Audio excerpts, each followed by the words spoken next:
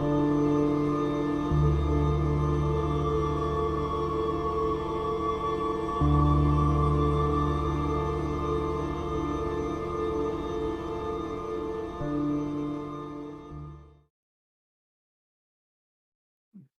you guys doing? Great. Yeah, great. Yeah. Can't complain Greetings. too much. Greetings to you all. Greetings to people that are watching and listening. Sorry, I'm mukbanging again. All I do is eat. We're the Dreadies. We're playing DreadLore. If you don't know what that is, you're about to. It's a tabletop role-playing game system that I created. It focuses on the immersive and cooperative storytelling. It was a very good alternative to a lot of other systems. If you're looking for a new system, there's DreadLore. There's a book and everything. This is our campaign, everyone. The Red Writ. The Red Writ. They're so good. Imagine Detroit 1982, where some weird things are going on, but only a few people are seeing it. A small group of people, our players, have found themselves in the middle of it. An ancient horror, the unknown, a twisted fate. Something within each of them compels them to search on for the truth, even if that means the worst. Join us as we discover the truth of the Red Writ. The Red Writ. God. Media production is Couchfire Media. Music by all lowercase letters and Mr. Interrupt, which we do have the rights for, YouTube. Special thanks to our Patreon patrons, recurring stars Tim Roberts and narrative NPCs Daniel Hulker. If you want to join the Patreon, please do. The links are in the descriptions and all that stuff. There's the link tree. You can go to the official website, DreadLore.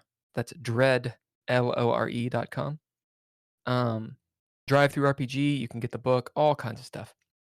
Our weekly schedule is every Monday at 7 p.m. Eastern. We're doing this live, doing the Red Writ. The podcast premieres on Wednesdays and Thursdays in part 1 and 2. And then we also have the YouTube up on Fridays. And we're doing some other stuff too.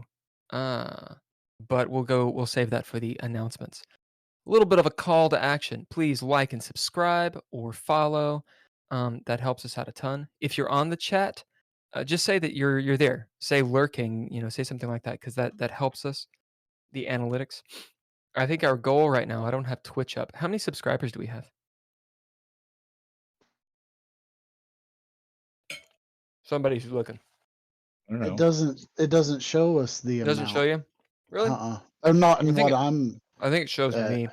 I think we're at 4. The goal is to get to 10. This is my mosquito racket. There's a mosquito in here who's going to pay. Anyway. The Twitch stream manager thing isn't loading up for me. There's a huge dog in the thing. Right. Anyway, our goal is to get to 10 subscribers on Twitch. And 1,000 subscribers on YouTube. So if that's your jam, please do if you like what we're doing. It doesn't cost you anything to do it on YouTube. On Twitch, you can follow for free, and it really helps. Any announcements from you all? I have an announcement. So I started doing on the Something Bunkum channel, which is Something Bunkum on YouTube. I'm starting to do Something Bunkum chess, and I'm doing that every day, where I'm playing chess every day, doing puzzles and whatnot, trying to get better. The goal is to get to 2,000 elo. So if you're interested in chess and watching me lose a lot and poorly, check that out. Any other announcements? I would imagine it is poorly. I can't imagine you'd experience much joy losing. Yeah, when you make just a grandiose, terrible move, in the analysis, it gives you like a big X, and it's like, what did you do? Yeah. Okay, who's our sponsor for tonight? We are sponsored tonight by players who put off thinking of sponsors for streams. Yeah, so if you are if you're a role playing game and you are streaming out every night and you need a player to come up with a sponsor every single week, and this player doesn't always do so, yeah, I'm your guy. I'm your sponsor. Sometimes you need sponsors that don't always just come through. Don't always have something prepared, something figured out, something snappy or funny, just waiting to spout off. I'm your guy. That's why we keep you around. Yeah. Sponsored tonight by the Mosquito Racket. What it a doesn't racket. have this racket. This racket. I know. I said This what a thing. racket. What are you? If I could shock you, Yeah. I don't know what the label is on it, but this thing's I'll be pretty right back. sweet. And I'm gonna go wreck a mosquito. Lord, it rained like twice in Los Angeles, and the mosquitoes came out. I hate them. Last bit of information. So we'll do the session recap after we introduce you all. We'll start with Andrea. Oh, yay. So I'm Andrea Elliott-Johnson. As a gamer, I like all sorts of things. This is really the only tabletop RPG thing I've done. I really like RPGs in general, though. Gotten into Starfield lately, which is fun. And my character is Leah Mizrahi. She is a former IDF soldier, 10 years post, and she had a daughter and lived in Israel for a while, but then things got a little difficult there, so she decided to move to Detroit because, that's better. Yeah.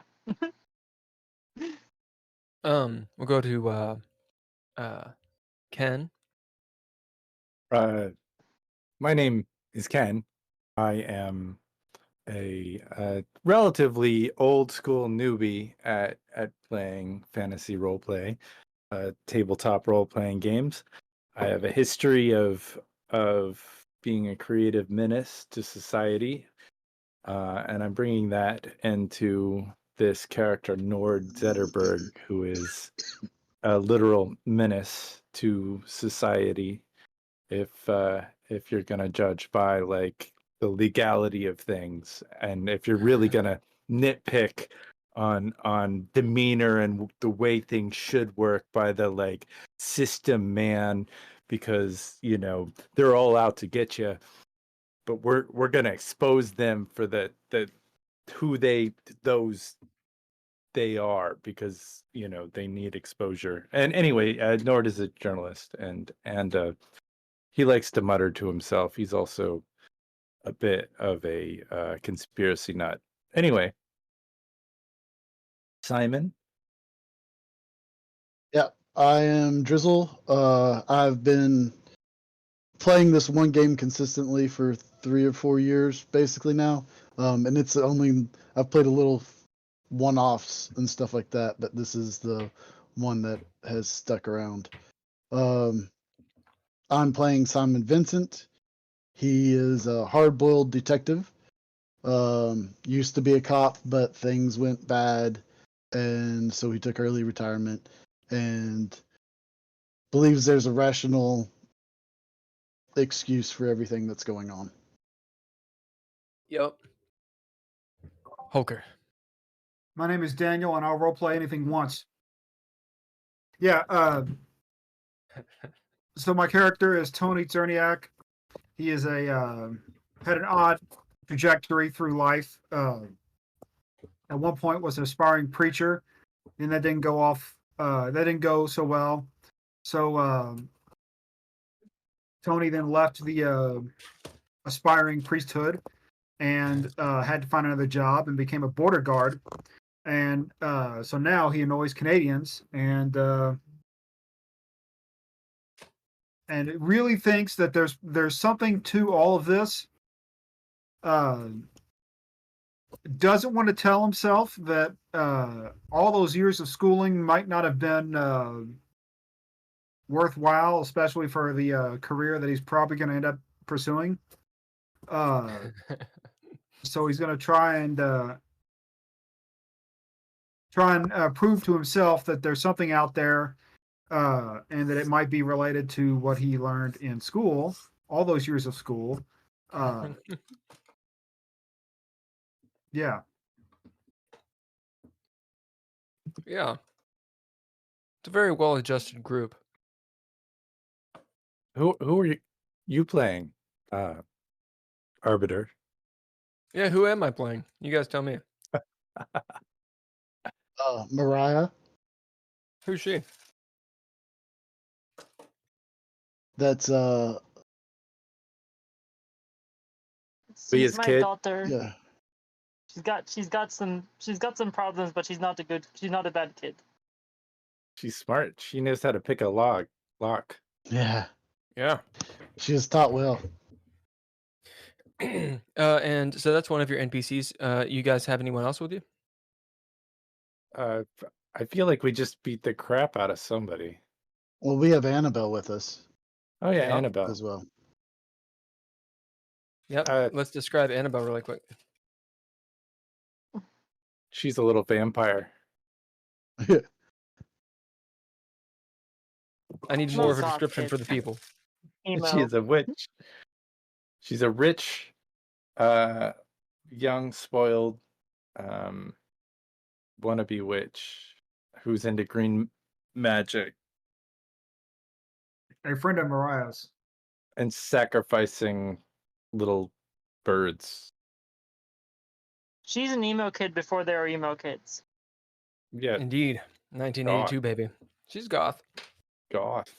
All right, we'll do the recap real quick. Assuming it's not an ad. Right. And hello to the other viewers. Please drop a line in the chat so that we know you're there. Just go in and hit lurking or something like that. Also, remember that you have channel points to remind us to, drink water and sit up straight. And you can actually give the players resources. You can give them a pip or you can give them a narrative point. A pip allows them to change something very minor in the past, like they remembered to load their gun. A narrative point allows them to do the same sort of thing, just in the present. So that idea of, could I just have, could I say that the gun is loaded right now? And there we go. You can do all that stuff as viewers. All right, here's a recap. For session 8, the previous session. Leah, Nord, Simon, Tony, and Mariah pick up Mariah's rich friend, Annabelle Butte. The group heads to Barker's Books and Oddities, as it seems that's a potential place that the missing person, Gabriella Dupont, may have gone before going missing. Barker's Books is weird, and the proprietor, Grimwald Barker, aka Grimes, is weirder. Nord enters separate from the group and acts like a free agent. The party mills about the shop looking for clues about the Red Writ hieroglyphs, Sumerian history, the occult, and anything that might help them find Gabby. Tony buys a handwritten book of poetry, which proves foreboding when he reads one of the passages aloud in Latin. Mariah takes a fancy to a magic, quote-unquote, wand of some sort, which Simon buys for her. Leah shows Grimwald, the proprietor, the note she had been given by Cloyce, featuring the Red Writ, in the hopes that Grimwald understands them. Grimwald seems to have researched about it, and he's ever more interested when Leah reveals that the party has connections with a Miss Loretta Lavon, who is, by the party's account, how would you all describe her? Miss Loretta Lavon. She's a bitch. There we go. That's what I was thinking. Thank you. You get a pip. Simon asks Grimwald about the black sphere, this little cue ball, not cue ball, like 8-ball looking thing he found at Rebecca Foster's apartment. Grimwald reveals he used to have one, but lost it, quotes, and desperately wants Simon's for himself. With Grimwald distracted, Nord takes photos of his notes about the Red Writ. Something bad and lasting happens as Tony reads aloud the text of the poetry book he's just bought. Grimwald invites Leah into the back room so they can discuss matters, and sensing potential danger, Simon and Tony follow. The dingy back room is set up as a veritable alchemist lab. Grimwald attempts to sedate the trio, but Simon and Tony take turns bludgeoning the old man until he's knocked out. Leah and Simon ensure the elderly Grimwald doesn't die and put him to bed. Nord and Mariah root around and pilfer Grimwald's shop of a mystical-looking tome bound in a strange yellow leather. Suddenly, the cops arrive outside and ransack Nord's van in the hopes of apprehending a Greg Silver, one of Nord's many aliases. Annabelle hides while Nord coaches Mariah on how to fool the cops in time for one to burst into the bookstore. One detective, Thomas, who asks too many questions, but can't see through Nord and Mariah's disguises. He leaves his card behind before departing. And that is where you all are. Outside, light rain. It is midday. Of course, I should have written that down in my notes, what time it ends, but I'm pretty sure it's around noon. No, it's. Is it She later? got out of school. It's like. Oh, you're 7 right. o'clock. You're right. You're right. 7, Whatever. 6:30. Time difference. My bad. So it's like 6, Yeah. 7 o'clock. We'll say 6:45. How about that? So it's getting dark. Nord's van. You haven't seen it, Nord, but you know that there's glass that's been broken and some of your shit has been pulled out onto the street as the cops ransacked it. There were a whole crew of them, I believe 6 or so. A couple had run down the street looking for your alias. One guy got horribly burned, apparently by the photochemicals that were in your van and were obviously secured well.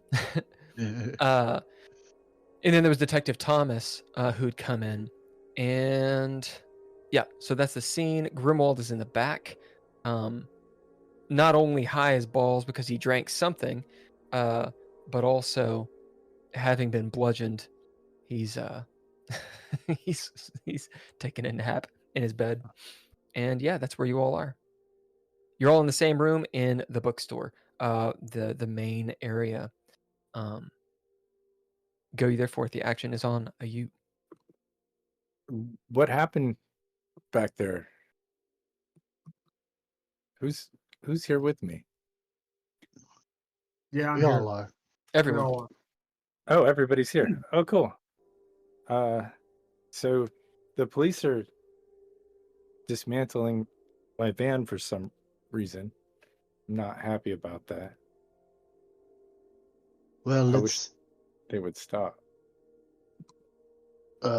We probably need to go and see if there's a back way out of here. We could always make one too. Mariah looks up. Grimwald How? to make us. Maybe we should get Grimwald to make us one. What are we making again? I A kind Howl of might phased out work. there for a second. Well, in the back, Mr. Grimwald has plenty of chemicals that could be used to make a back door opener, so to speak. Well, I Okay. don't think we want to draw more attention to ourselves by blowing a hole in the wall. Oh, you don't need to blow it in the wall, but we'll get to that point when we get there.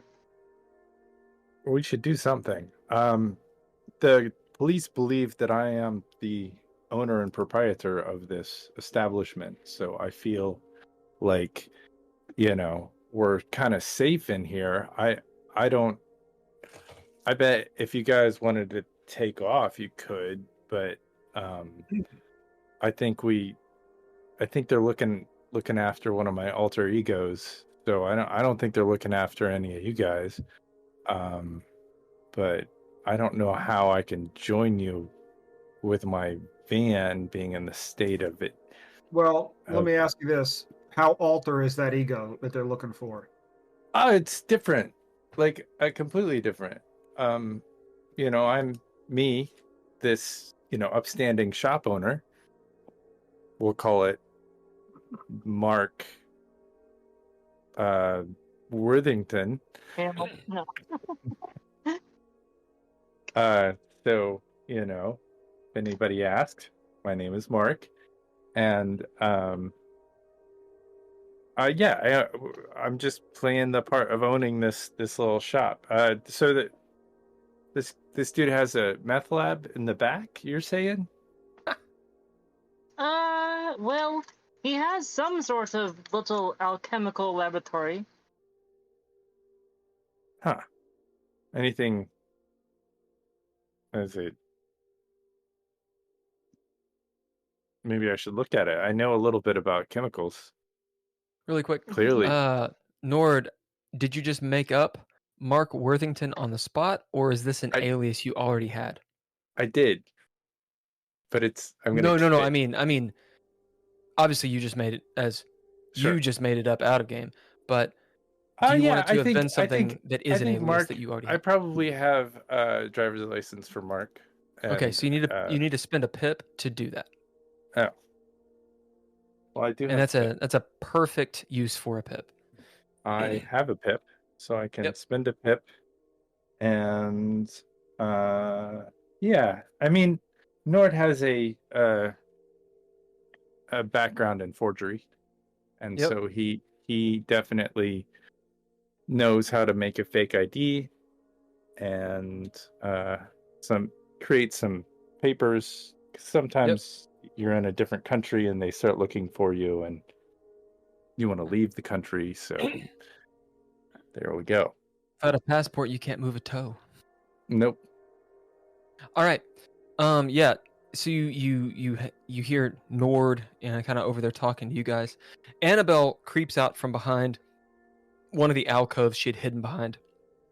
For those of you that may or may not be looking, I should say, for those of you that happen to see, Mariah kind of walks over and quietly chastises. I'm going to turn off my self view. Quietly chastises Annabelle for being, if you're listening, she calls her a wuss.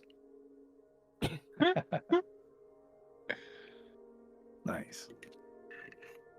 Outside, you hear that sounds, cars passing by here and there, splashing the rainwater that's on there. There's some muffled voices, but they seem not distant, maybe 30, 40, 50 feet away. It's kind of hard to tell. There are people outside, but there's not too many. Nord, it's a far cry from what it sounded like not 5 minutes ago. I wonder Smell if of dampness and old books. Sorry, go on. I wonder if somebody should go out and check up on the Buick. I'd like to see this chemistry set Grimwald has in the back. Wouldn't you? And I would. It's no, you can't have enough chemicals. While we're kind of talking, Nord is going to put that book that he found along with that knife kind of nonchalantly in his little bag that he's got. Does anyone see him do that? I'm asking the rest of you. Okay, no one sees it. As you shove those things in there, do you remember the description of the knife? Yeah, it had some a little bit of cuneiform on it. I think it had some writing on it. It was specifically a style of knife called, it starts with a D. A dirk. A dirk. A dirk. Mm-hmm. Yep. I'm going to start looking for a back door. Okay. There's obviously there's the obvious action you take. Since we kind of have a layout for this place, and it's a weird, strange place. Give me a little bit more information. Where do you go? What do you do? And/or do you bid anything? Well, I go back into the back because we looked the way, not back to where his room would be, but the other way, and see if there's something there. I'm not gonna bid on this just because it's should be able to find a door. Sure. So try to picture this in your mind. Try to picture this in your mind. The shop is essentially a big rectangle. And so it'll be wider than it is long. I'm sorry, longer than it is wide. That's my bad. You go the length of it. There's a few stairs that lead up behind a curtain. About 10, 15 feet of kind of a ransacked storage type place. Think of a mud room. The books are stacked everywhere. There's like one pole light on the ceiling. It's a far cry from, I keep on using that. It's completely different than the actual main shop, which is very orderly and dusted. This place isn't. To the left, there's a small closet-looking door that is closed. Straight ahead, past this room, you have that shotgun.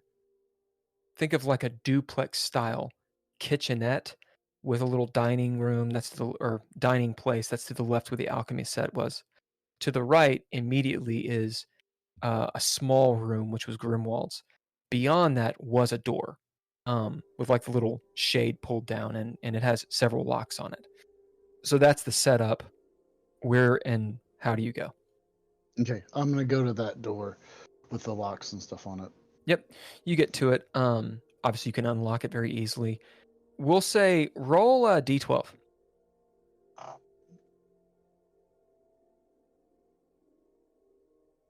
One.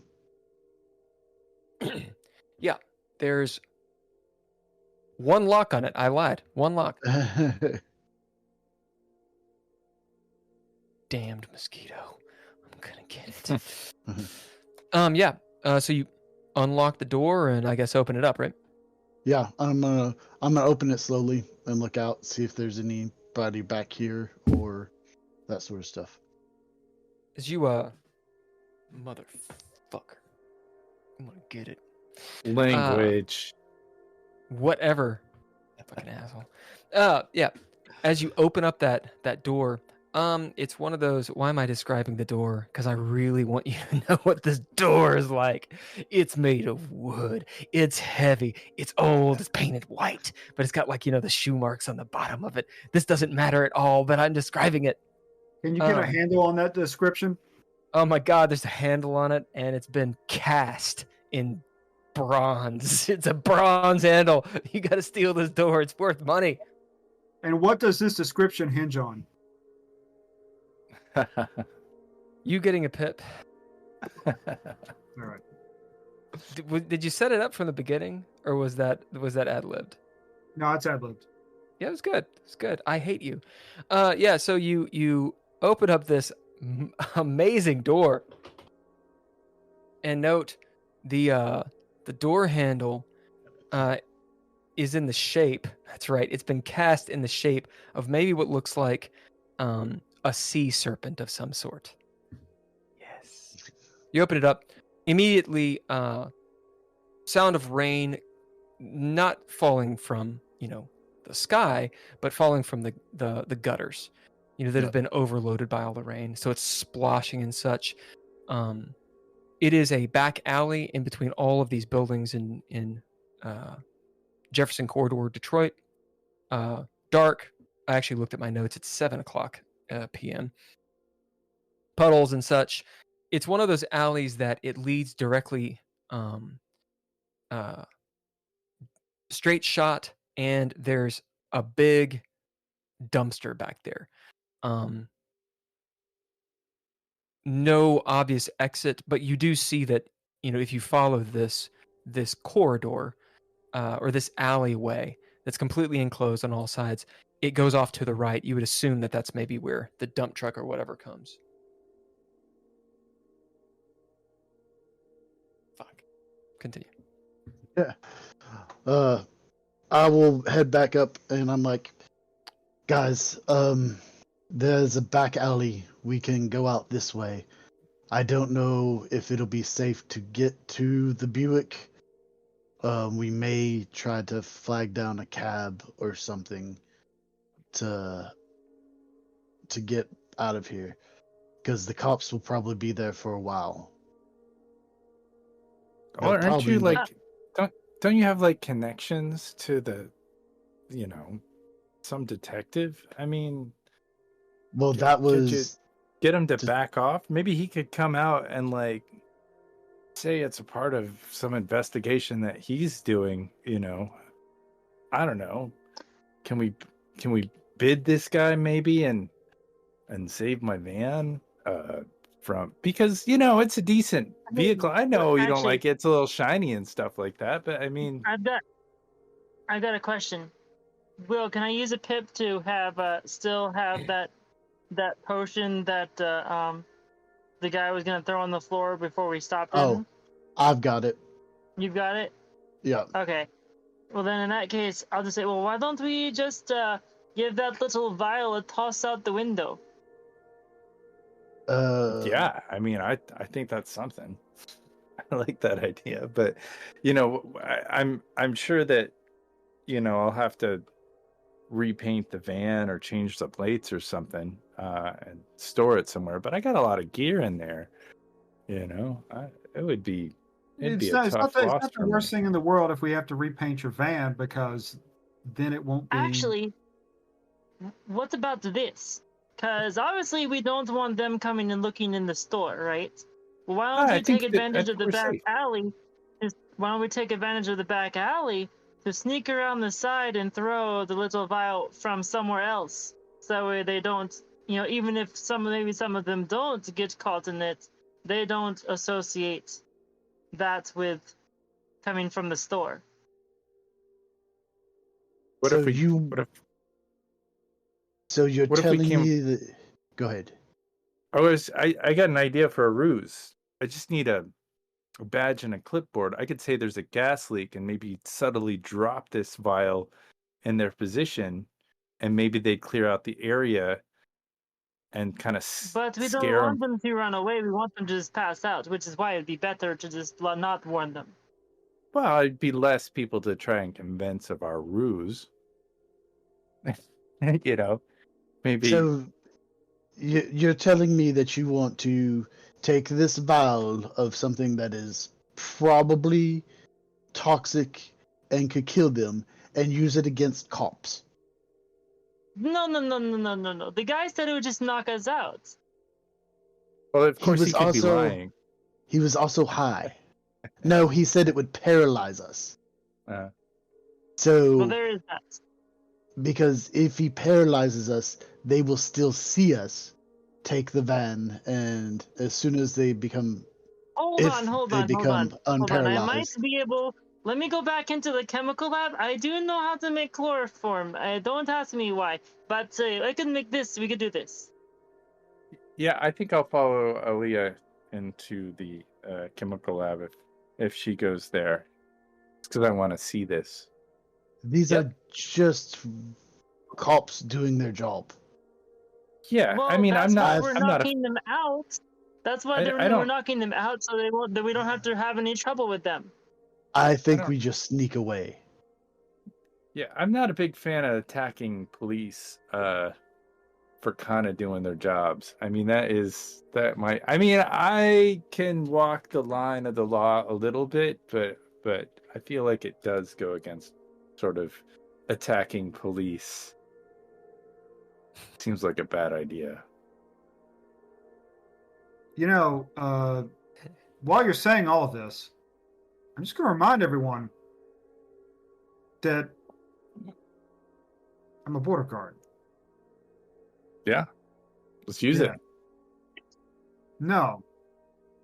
I say I got to go with Simon on this one, and I say we just leave.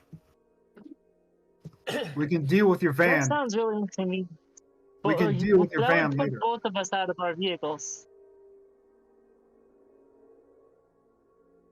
I can try and get up there and get my Buick, but I think it's better if I'm walking out of an alley as opposed to the store that cops just came in and nobody was in here except for the two of them. I don't know. Now, These cops are before you walk out- pretty amped up. I mean, the guy I talked to, I mean, he wasn't the smartest tool in the shed, but he's certainly. That was He was Detective amped up. Thomas. There's no love lost between me and him. So yeah, I have an mean, idea. so sure. I have an idea that might give you your story credibility. Simon, go to one of these neighboring shops around here and buy something, and then walk out and walk to your car, and that'll be your cover story as to why you're there. Mariah pipes in, as she's now at Simon's side, maybe between Simon and Leah. She goes, "Yeah, but aren't all the shops abandoned?" She's now holding that magic wand and is just kind of like gesticulating with it and tapping it on stuff and everything.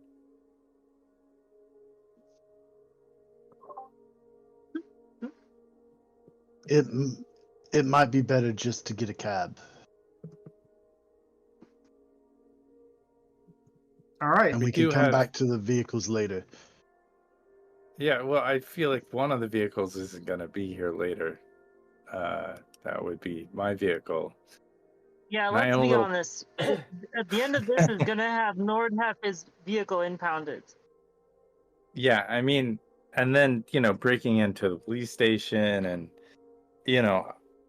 I don't want to go to jail for, assaulting a cop. But, maybe if a couple of them leave, we could kind of like, we got an hour or so. Maybe we can kind of wait them out. And when they dwindle down to one or two around, because usually that's what happens. The crime scene is hot. Like right now it's hot. Okay.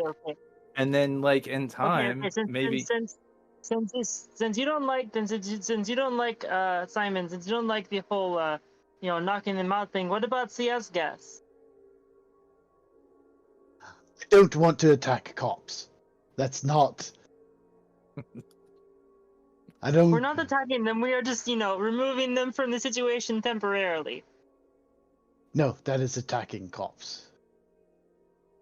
And What? they are just trying to do their job. What if we just distract them and convince them to go somewhere else? I mean, we don't have to attack them. We just subterfuge. I mean, I feel like I'm very good at few things, but subterfuge is one of the things that I'm not terrible at. One thing we could do is we could take Grimwald here out the back door, lay him down in the alley, and go get them and say, look, this Greg guy attacked him. We tried to chase him. We chased him off, but then that gives them something to see. Sure. And I could sneak around the back and steal the van from the scene. Maybe.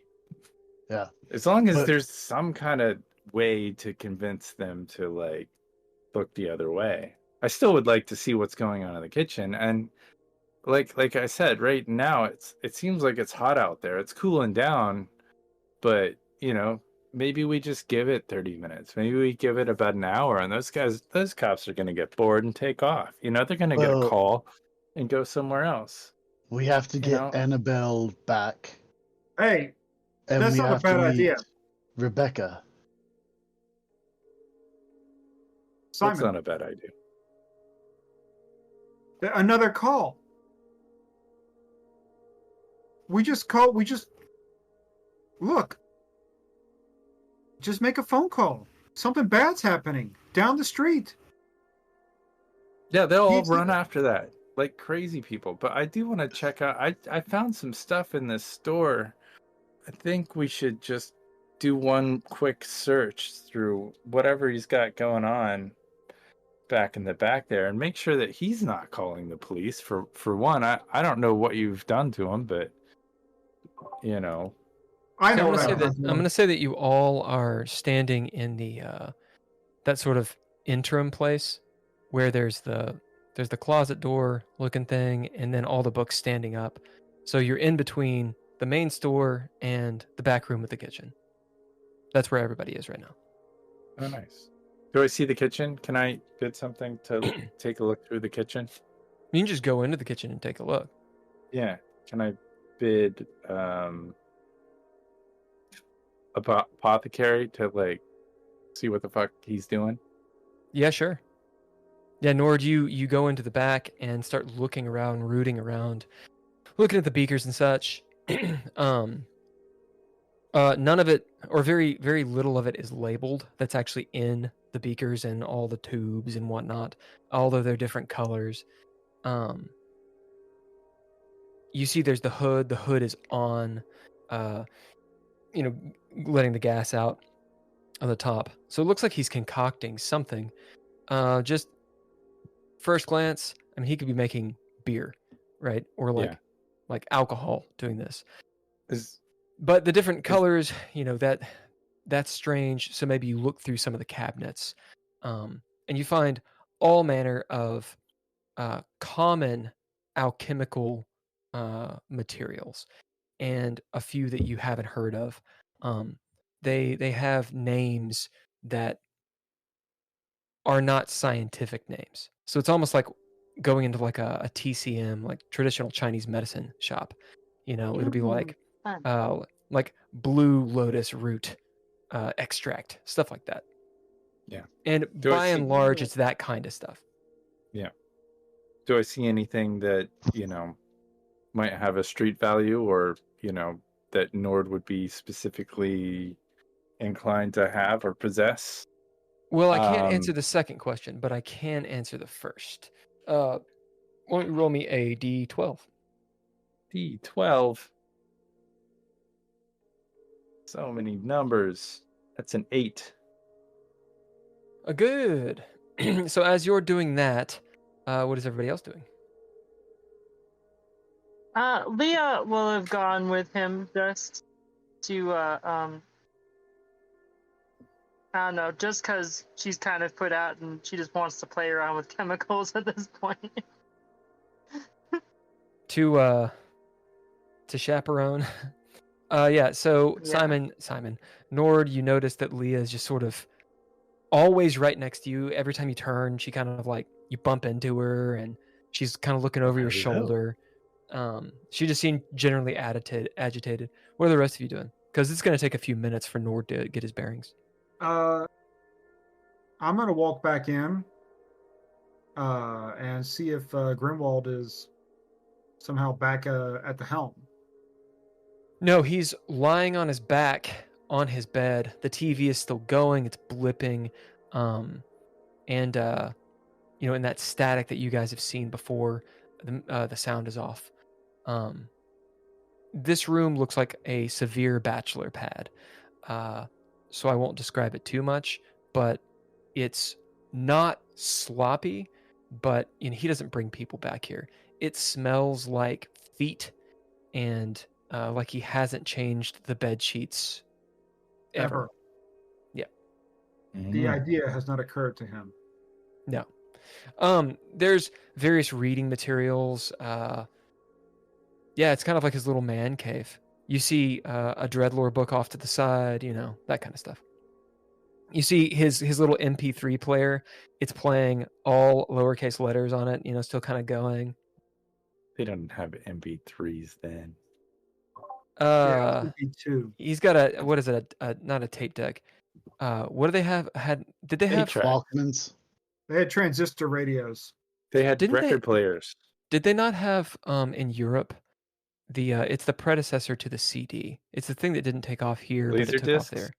I think Laserdisc would Mini be a disc. little too soon. Mini disc? I think that's still too soon. I think it's... Is it too soon? Okay, so it's a cassette tape. Yeah, or it'll be on an 8-track. 8-track, definitely. Yeah, we'll say it's on an 8-track then. Yeah, what are you doing, Tony? You're back there. I'm gonna go back. I'm just gonna leave him, and then I'm gonna go back out into the bookstore, and I'm gonna try and see if there's another book available. So it's a bookstore. Yeah. Yes. There In are Latin. lots of books. There's several in Latin and many other languages. So I'm gonna take one. You do? Huh? You yeah. do? Yeah. Are you looking for anything in particular? Because I guarantee you, I say this with earnesty. Earnesty? I say this earnestly.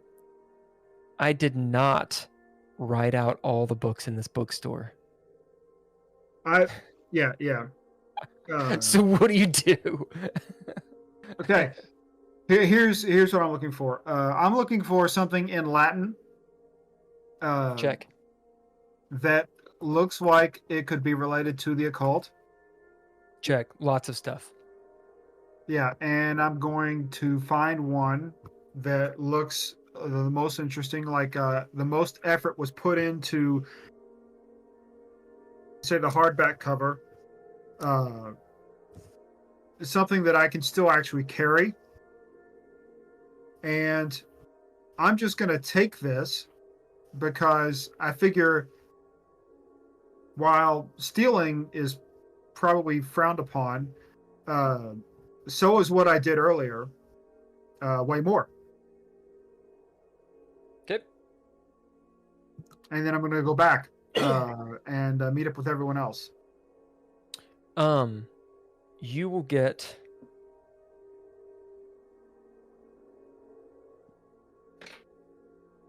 You'll be looking around. It'll take you a little bit of time. But you will find a book. It's a pretty big tome, like the size of a dictionary, hardback, filigree. The deluxe version of The Hobbit or DreadLore, that kind of thing. Really nice book. It's a reprint of a book that was written. As you just thumb through it really quick, the book was written sometime in the 1500s. And it was a compilation of older writings from the Holy Roman Empire, which immediately, may or may not be validated or not valid, confirmed, Dead Sea Scroll type shit. This is a reprint, obviously. That came out, we'll say, in the 60s. So you'll get that, and I'll tell you the name of it in a moment. Simon, what are you doing? I'm going to go up to the front, look out the window, and see if I can see the action going on the street. It's kind of like it's got that antique shop window thing, so you have to, position yourself just so and step over some stuff. And as you pull back some of the beaded curtains that are obscuring the front window, and the window hasn't been cleaned in a long time, so you're kind of like looking through like a creeper. You see the van, you see your Buick, and you don't see any cops out there. In fact, the cop cars, you don't see any in the immediate vicinity. As you kind of crane your neck to look, you do see one. It's several car lengths down the street. The lights are not on, but you can't actually see if there's anyone in it or not. It looks right now, though, that the cops have gone elsewhere or something. Okay. I'm sending you a message about backstory stuff. Yep. In case Detective Thomas is out there.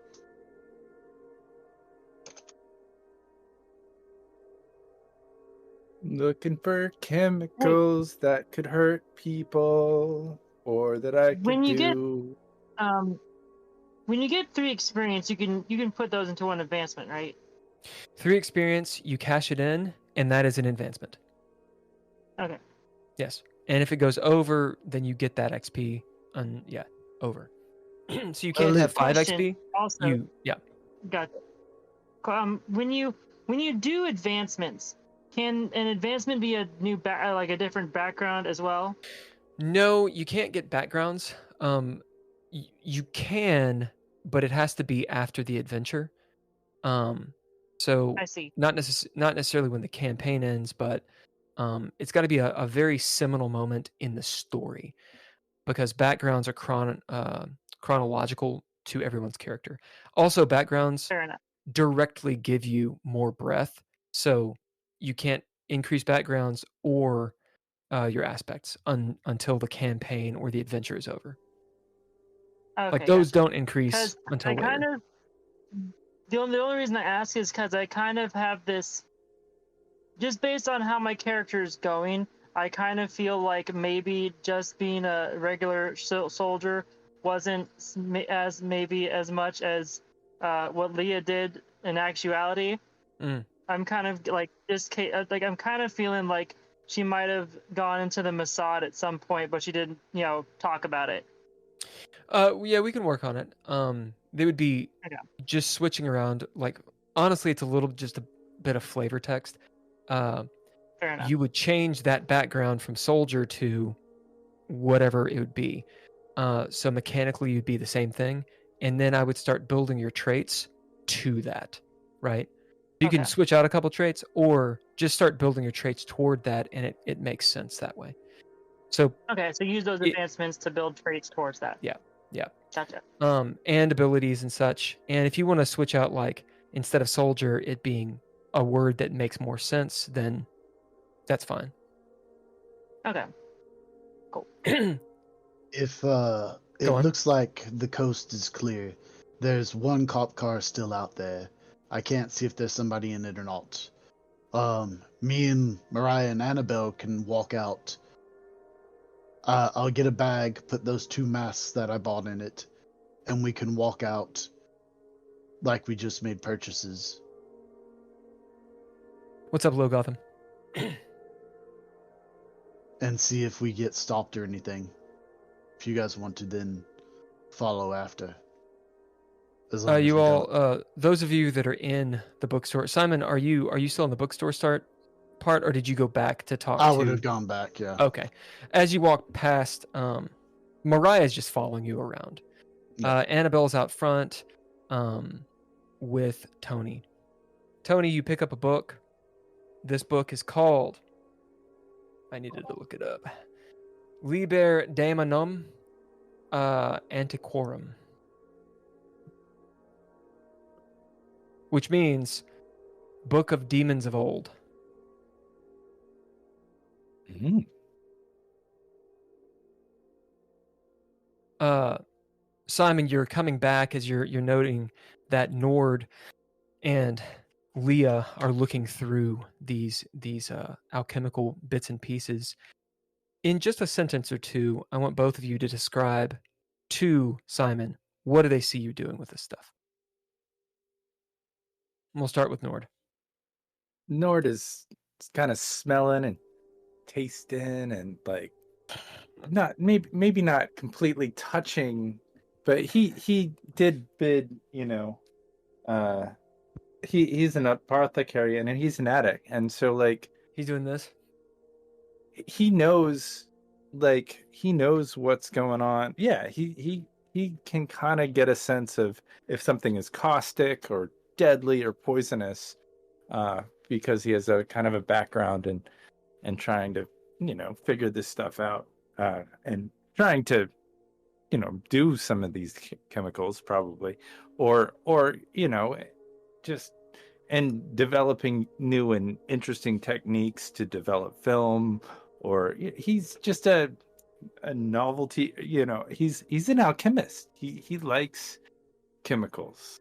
He is a lover of them, and realizes and wants to know. Like, he's not quite gonna try and make gold out of some different chemicals, but he definitely has a familiarity with what they are. And Leah? Leah is just sort of very quietly, she's looking at labels, and then she's actually mixing stuff together, and yeah, Leah's just sort of being very quiet, but being very like diligent with what she's doing. She'll look at she'll look at a vial on the shelf, and sort of shake, like look at it and shake it around, and sort of look at it closer. Be like, oh, okay, that's what that is. These, and but mostly mumbling that stuff to herself, because she'll know what most of the chemicals are, but like if he's going by very sort of esoteric labels of things, then she'll be kind of, there'll be points where she's kind of confused by what exactly that means until she examines a little bit more and is like, oh, okay, that's what that is. So for Leah to do that, what is he making? For Leah, you have to bid to be able to identify stuff. Yeah. Fair enough. So that would be mind. No, you cannot bid an aspect. Oh, I see. Gotcha. Fair enough. Let's see here. Precise. I'm gonna bid precise. Yeah, so Simon, you walk in and see them doing this. And I'll get to the descriptions here in a second. As Simon tells you all that he said, do you guys interact with each other? Yeah. Do you have any idea, what is he making in here? This seems like an elaborate, construct, this chemical with the hood, and is he making like... He's trying to make bourbon? Something called life wine. Life wine? Is it Yeah. like stuff like if you drink it, you get more life? Or is it a fountain of youth kind of thing, or is it like... That's what he thinks it'll do. Yeah, it definitely sounds something a little bit very similar to what the medieval alchemists called the elixir of life. Huh. Like Gilgamesh kind of looked for that stuff. Yeah? He believes that in the next 2 or 3 days with the equinox, he can make it then. Well, I don't know a whole lot, but I would not drink that stuff if I Nord, you found some heavy metals. There's a whole lot of when I say a whole lot, several vials of mercury you've seen. Oh wow. It looks like he's actually put some mercury in that tincture that's sort of brewing. And several other things that precious metals, as well as the like lithium and those kinds of stuff. Very reactive metals. I would not drink it, and in fact, I have a little bit of concern that this might be killing us just breathing the air. So maybe can I turn it off? You can start, but we're going to resolve a couple things first. Okay. Leah, as you bid, what you did to kind of know the bits and pieces, you essentially know what I told Nord. There's a whole bunch of various herbs, of all manners. About 70 to 80% of them you never heard of. They're Eastern. Maybe a few of them you have. They're very general. Maybe a few of them are like Mesopotamian in nature or in origin. So you would have, back in Israel, there's the kind of tea that your mom would make when you're sick, and you would see that herb up there and such, like ginger root and whatnot. Would I have? I was gonna say, would I have happened to stumble across nightshade? Yeah, there's definitely stuff for poisons, and that was the thing that I was gonna say to Nord as well. As you're sitting there tasting stuff, you see there's a little rack off to the side that maybe you pull down, and it has a rack of herbs looking things, and some of them are suspended in liquid, like little pieces of bark and root and petals. As Leah, you pick up one and see it's actually labeled Nightshade. As what this rack is able to do is make poisons. So you find a poison making kit. Norju had rolled an 8. So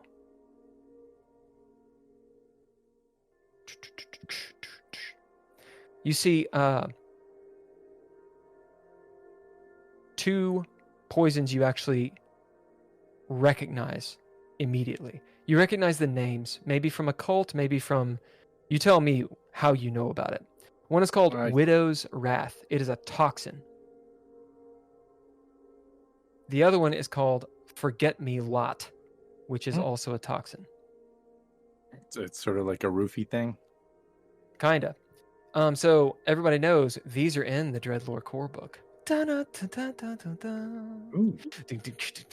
Well, So I'm going to totally put them in my little bag. Yep. And so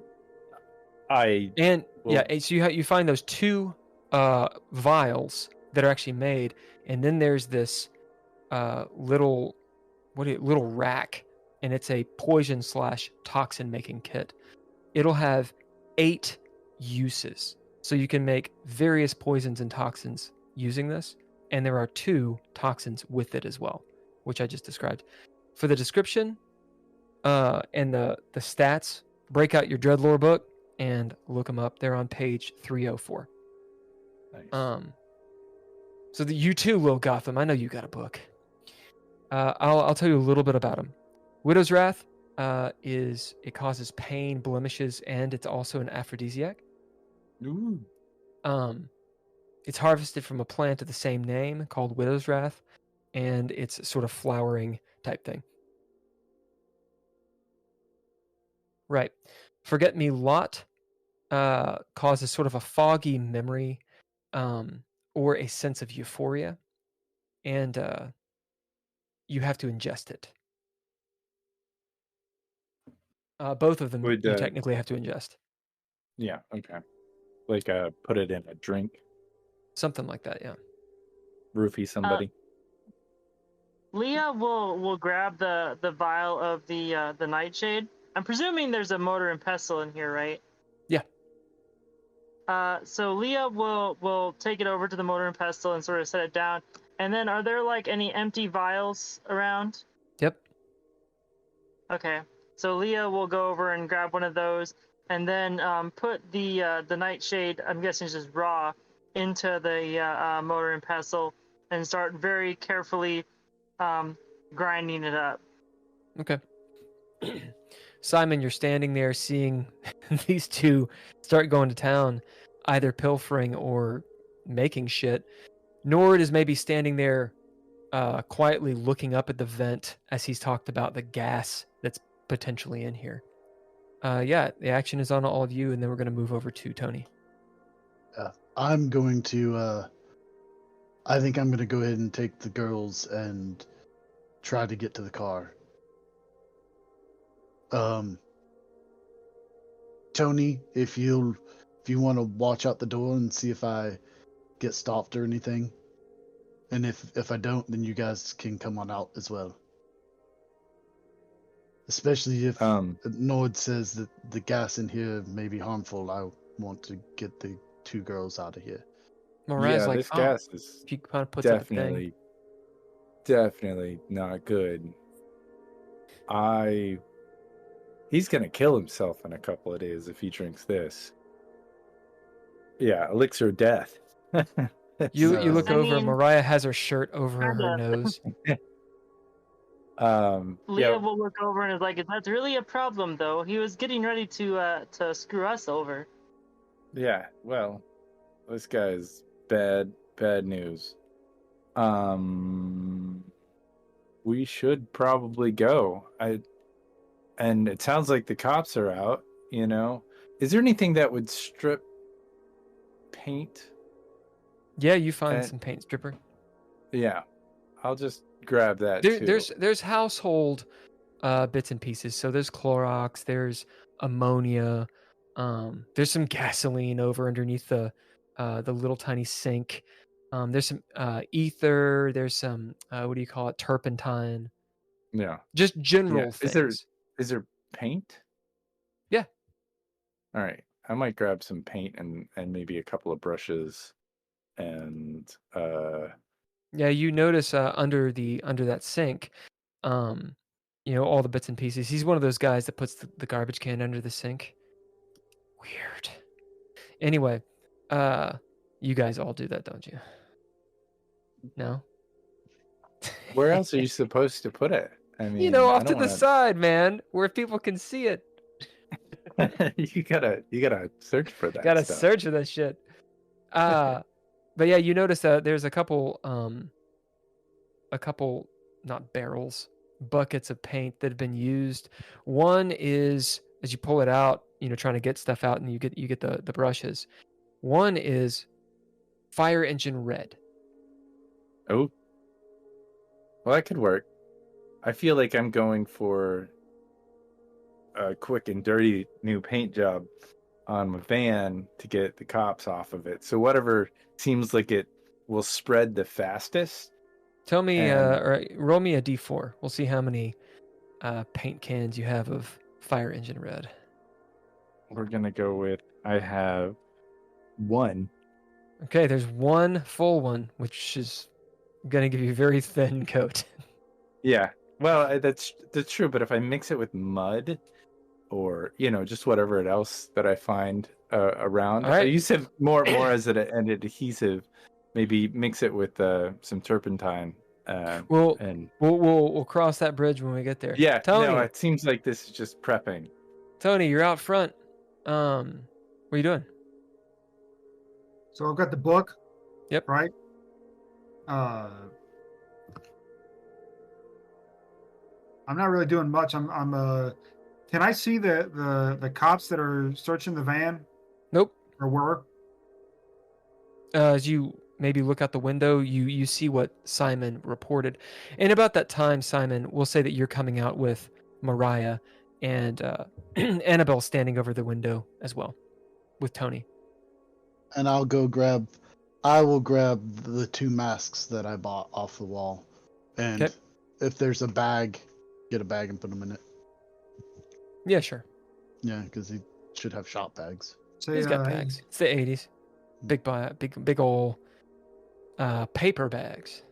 Yeah. So, hey, Simon, did Grimwald ever wake up? I thought you went and checked on them. I did.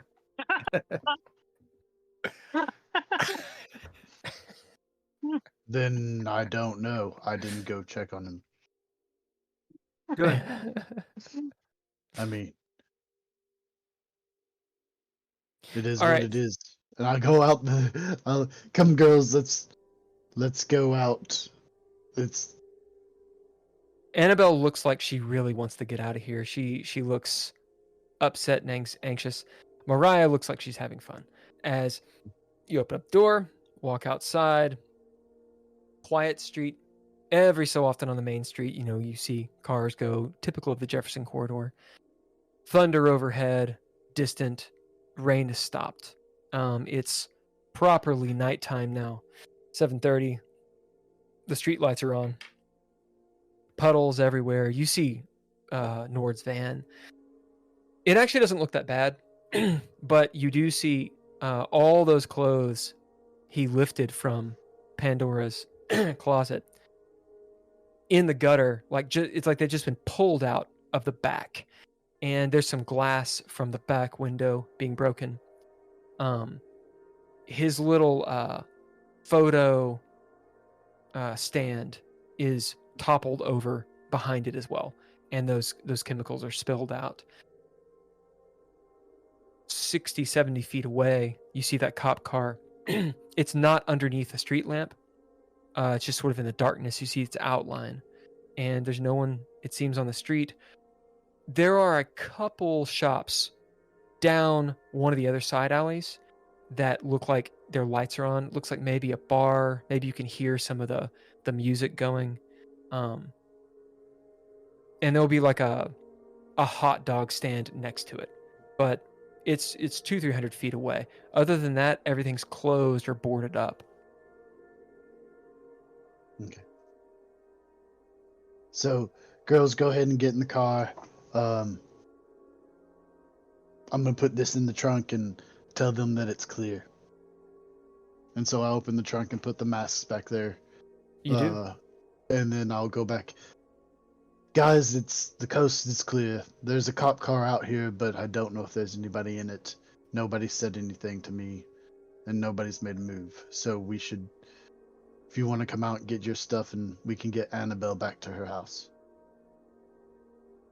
You've left the girls in the cars. Simon, you've come in. You walk past Tony all the way to the back of the place, and that's where you're having this conversation. Okay. Because I want to make sure you guys know the distance of where you are. And then I'll So turn around and head back out. Leah's finishing up, grinding up the nightshade, and is there probably some kind of funnel, around? Yeah, there's funnels. Okay, so I'll Got grab funnels. a funnel. Yeah, fair enough. I'll grab a Okay, funnel. what are you bidding to do all this stuff? Because I do realize you out of game know about chemicals, but in game, you got to bid shit. Also, remember the physics in the game literally don't necessarily work the way the physics in the real world work. So you're aware. Fair enough. So I'm going you're to like, no, that always happens. Actually, not really. Would time served work? Yeah, I love that. What are you trying to do, player? Literally, all I'm doing is grinding the nightshade into a fine powder to put into this vial. Yeah, you do that incredibly well. Think you don't lose an iota of it. Anything else you're trying to do? So I'm just gonna. Nope. I'll just close up the vial and stick that in my pocket. About how much nightshade have you used? I don't know how much was there. I'll have used all of it that I could reasonably could. Okay, we'll say it's about we'll say it's to half an ounce. Okay. So it's quite a bit. Yeah. I'll write that down for future reference. Yeah, we'll say that it's half an ounce, so you'll have 3 little vials of it. Okay. Of the powder. Nord, what are you doing? Simon leaves. He announces himself and then starts walking out. Oh, well, it seems like it's time to get out of here. Leah, we should probably go. I guess. Yeah, I'm going to go look to for... go. Oh, cool. I'm going to look... do one last... I'm going to forget about it. I'm just going to leave the kitchen going. Like, this guy is either an idiot and he's going to do himself in or whatever. Actually, one last thing before we leave, because, I'm still a little salty about getting almost screwed over. Or him trying to paralyze us. Really pause. So all that is taking time and it's happening. Simon, you had left the girls in the car. You're walking through. You're announcing. Meanwhile, Tony, you're out front. You hear Simon walking into the back. What are you doing all this? Or are you just standing there with? Annabelle's outside. I'm gonna go make my way out front. Okay, you go out front. As you walk out front, you see the 2 policemen get out of the car down the way that Simon did not see. And they're actually just getting out of the car right now. And they are going to walk this way.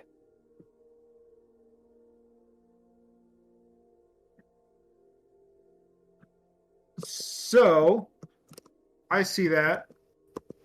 And you notice Mariah and Annabelle are in the car, and Mariah will be up front. She's playing around with the wand.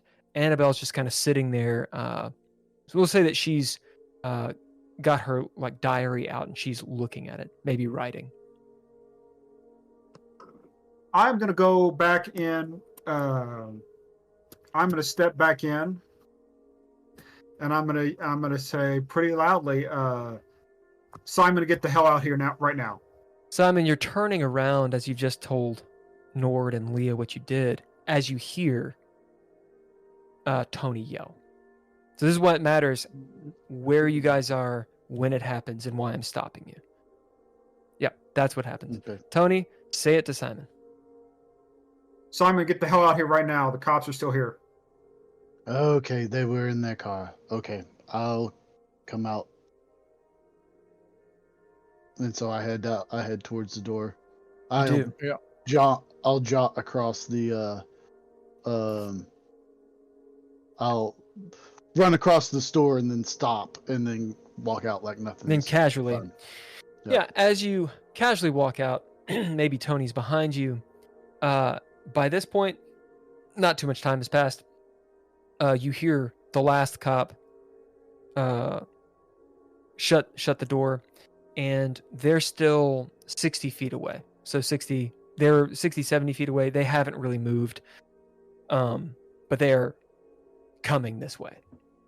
Do I recognize them? As you look, you notice they're not underneath a street lamp, so it is dark. You can't really tell their features with just the haze of, the rain, and it's literally just nighttime. Two men, they have the gait of cops, but they're both wearing overcoats. As maybe you squint, and it does look like Marlowe and Thomas. Okay, so I will head towards to meet them. Tony, what are you doing as you see Simon straighten his jacket and start heading directly to intercept?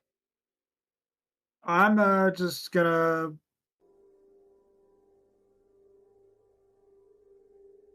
stand outside. Yes, as Simon, you feel Tony just kind of pull back and stand at, hands in the pockets, looking around. He's not necessarily with you. Simon, the action's on you. These two guys absolutely see you. Yeah, I'm walking towards them. When I get close enough and realize that it's Marlowe and Thomas, I'll be like, "Evening, detectives. Did you find that guy you were looking for?" Do you bid anything? I'll bid Street Smart. Or no, Street Smart is what I'll bid. Detective Thomas is a Caucasian guy, maybe in his 40s.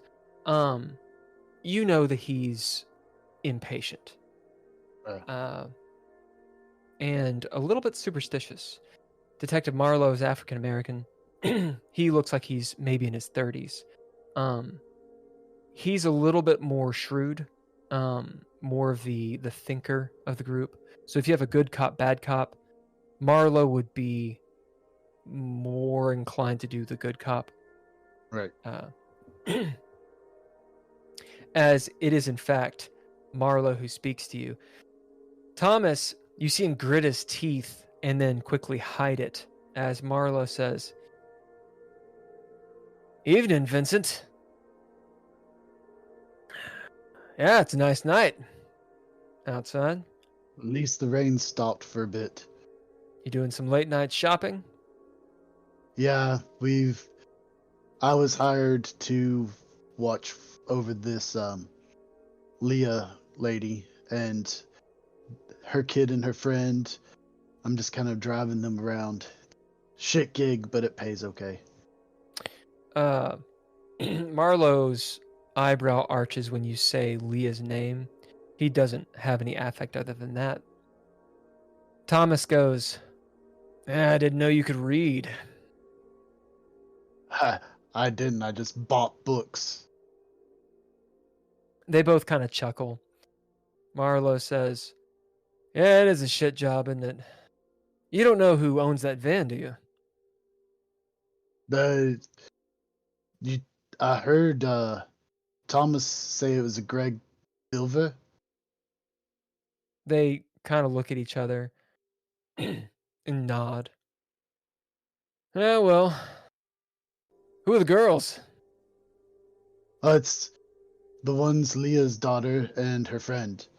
Yeah, Leah has some custody, her problems with her husband, and she's just afraid that he may try and come after them. So I helped her a few years ago find a good apartment, and she asked me to just kind of bodyguard her a little bit just while things settled down. Kind of nod as this happens. Simon, go ahead and throw down. This will be a reaction roll. Okay. It could be wits or mind, whichever one suits your fancy. Kind of a different. If you get it, it's kind of a different result depending on what you roll. So tell me which one you're gonna choose. I'm gonna do wits because this is more. I'm making it up as I go. This is not like book learning, so it's more, just off the cuff type thing. Yep. Ooh, I get 3 successes with flair. Oh shit. Well, regain your stuff with the flare. Okay, I'm getting detective back.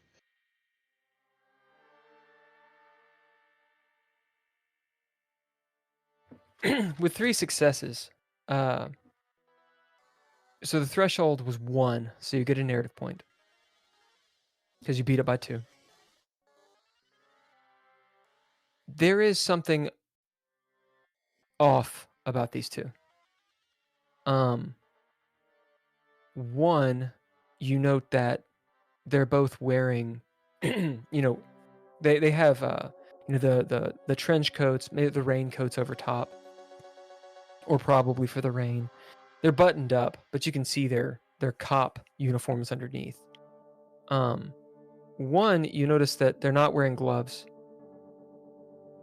which these guys, anytime you've seen them, they've been wearing this sort of dark blue gloves. 2, maybe because of all that's happened, it left your mind for a second, but the guy that you fought in the elevator, do you remember who it was? Do you remember the description of him? He had on, he looked like a detective. Mm-hmm. Like a private investigator detective, not a cop detective. Right.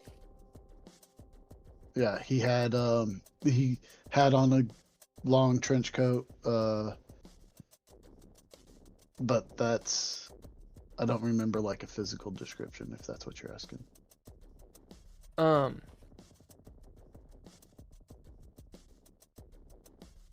There is something that reminds you of him, of the guy in the elevator with these guys. Perhaps it's the stature, their demeanor. There's just something about it. And as you look at these two, which one, you knew Detective Thomas, right? Yeah. And I believe we had said that you had seen Marlowe. Yeah. Because Marlowe was at the house earlier. Right. So you don't know Marlowe, but you've seen him. How to describe this uncertainty, this strangeness? It's kind of like an uncanny valley. When you see a deep faked face, how it looks real, but then every so often there's like a glitch or something more subtle than a glitch. As you're looking at him, there's just something that seems off. With that narrative point, if you spend it, you'll get something else. But otherwise, you know that there is something off about these two. I'll go ahead and spin the narrative point. I keep losing my mouse. Feel that? Because I've got a lot of narrative points, so I'll go ahead and spend it. Is there anything in particular you want to do with it? to change the fiction how you want. It can be as simple as you get more information, but Yeah, I'll just go ahead and get more information because I'll get more information and I'll try to read them more because I know Detective Thomas, and so if he's acting weird, to know if it is him just acting weird or if it is something else. I guess. Does that make sense? yeah, no, that does make sense. As you're looking at them, they're still not standing under the street lamp. They're still kind of shadowed. You can see their features, of course. The street lights that are just behind you are kind of glinting off their eyes and whatnot, giving them a little bit of an ominous look.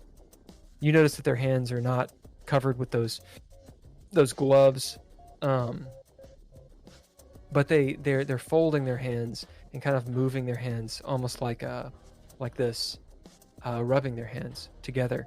It's kind of sinister looking. And Thomas is looking over your shoulder. His eyes are darting between the car and the bookstore. He looks shifty. Marlowe is looking dead at you. And with that narrative point, while you know Thomas, this doesn't somehow seem like him. It seems like someone acting like him, like a stunt double. It's very difficult to pinpoint why. But there, you would swear maybe that's not him. But you don't know why.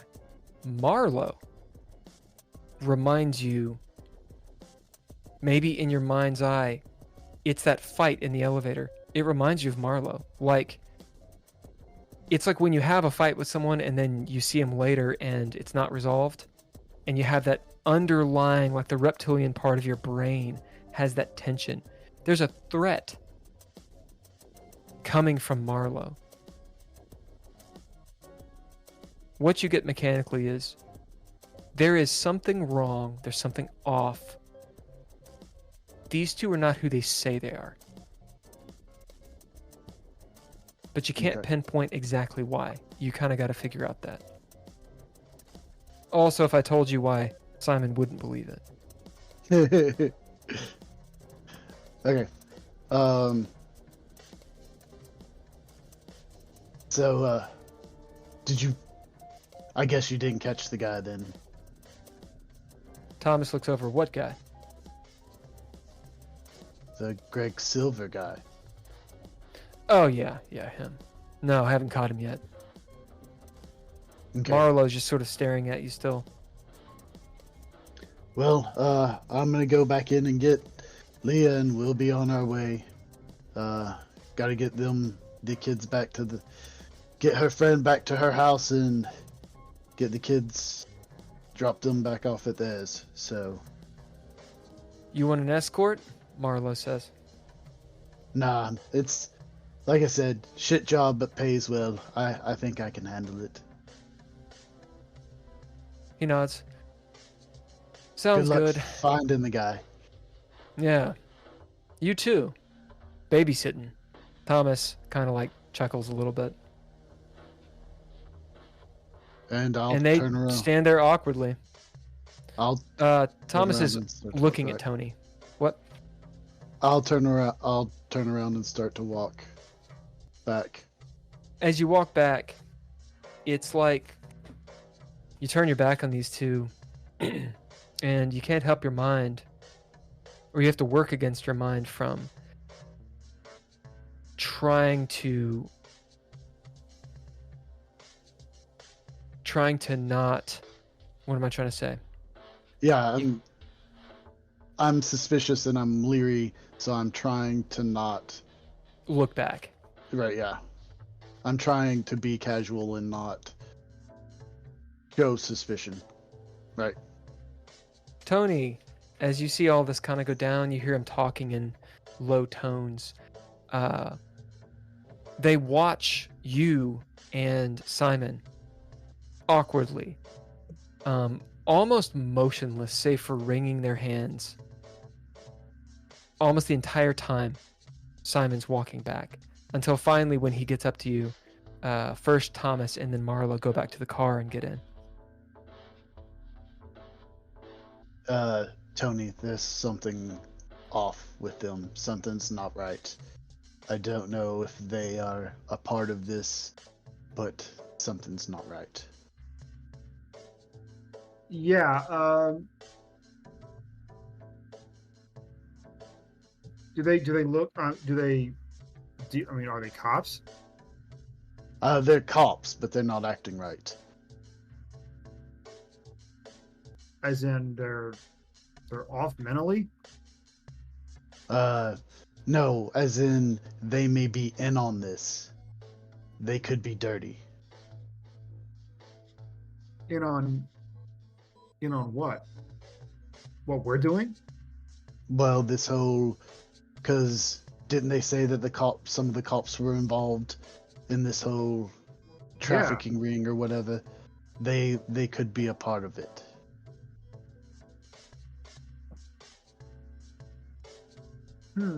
So, we probably are. Leave?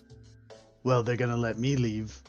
Probably what we'll need to do is have Nord and them. We'll get Leah come out the front and hop in the car.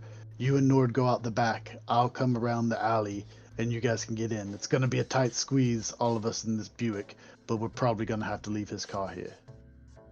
Yeah, sounds like a workable plan. I'm gonna go in and find Nord. Okay, tell Leah to come on out. Meanwhile, inside, Leah, you've just finished up your nightshade, and Nord, you've turned around. I believe Leah has just made a not so veiled threat against the safety of Grimwald, Nord. The Bunsen burners are on. The brew is bubbling away. Nord, you'd already dropped your apothecary.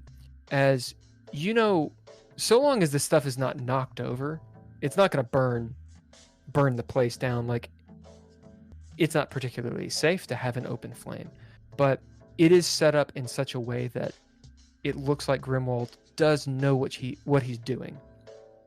As ill-guided as it may seem, there is a hood. It is on, but you also know that these chemicals can be rather toxic, especially over prolonged exposure.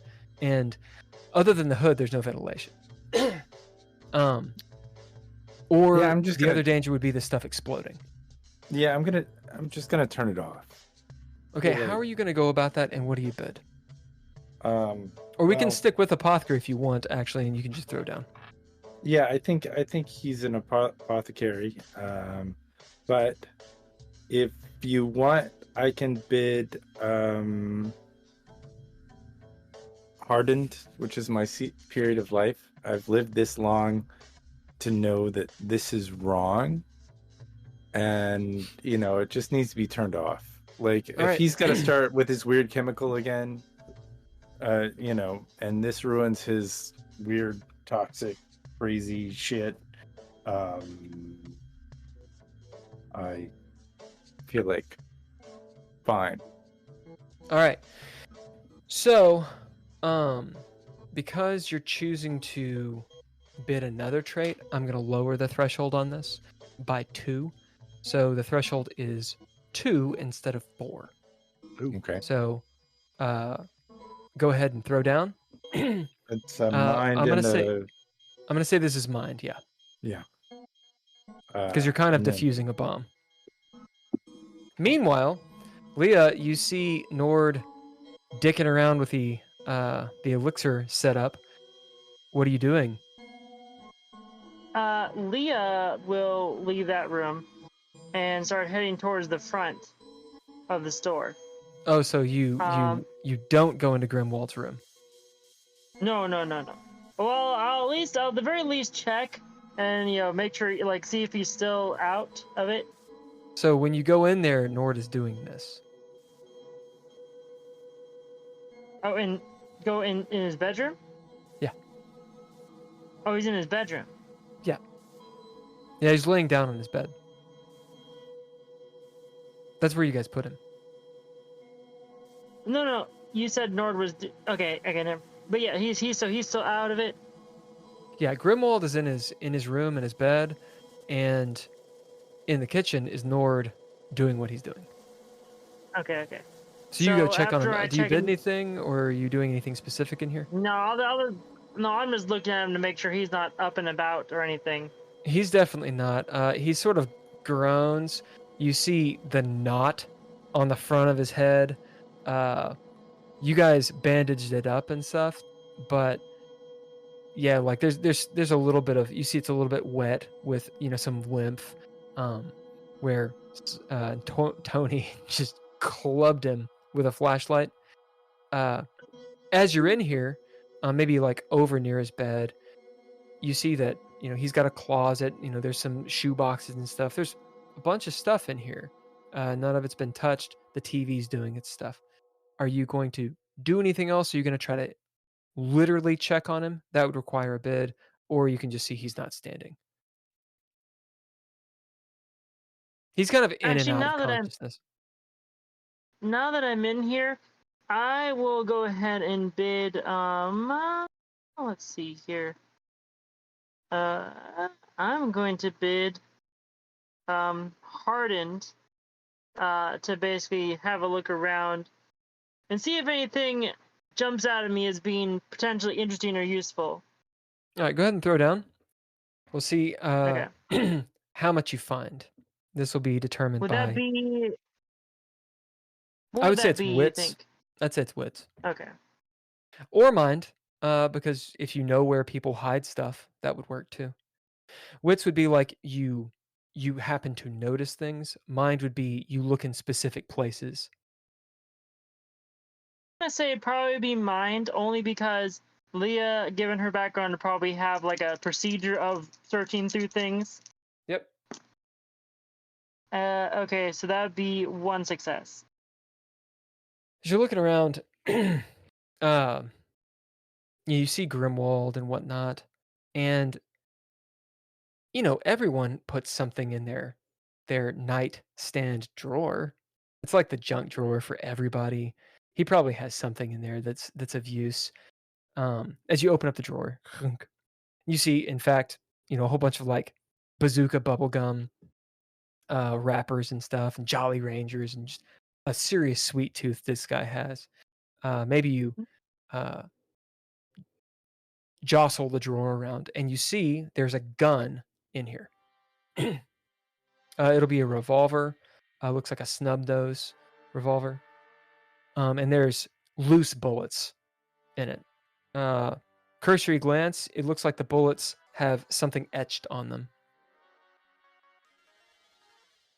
I'll go ahead and take a closer look at the bullets. As you look at the bullet, they're like these little, what are they called? Wedge cutters, like the shit ammunition you'd use for like a target practice. I mean, they would hurt someone, but they're not good rounds.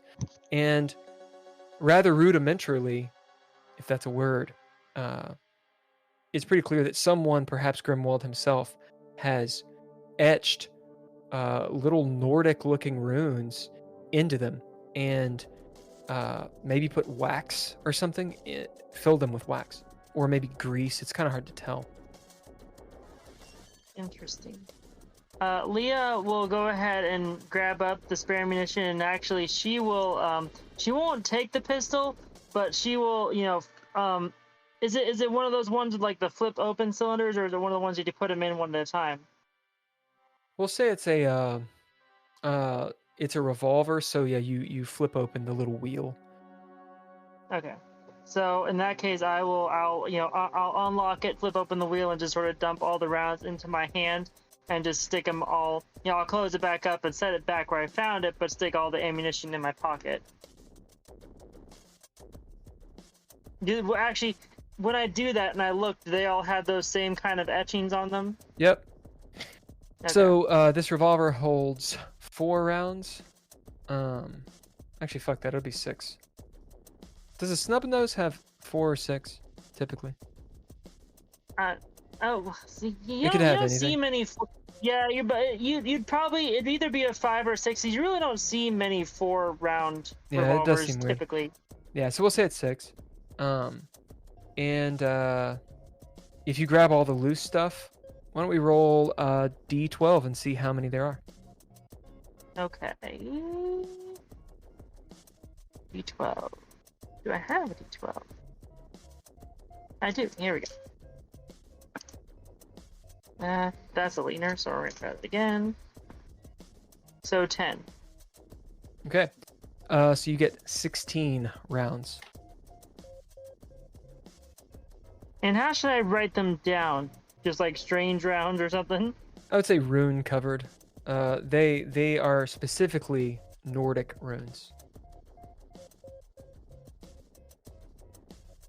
And then what caliber are they gonna be? I believe it's going to be 38s. 38 specials. Yep. So these are medium. So it'll be 2d4 plus 1 is the damage they do.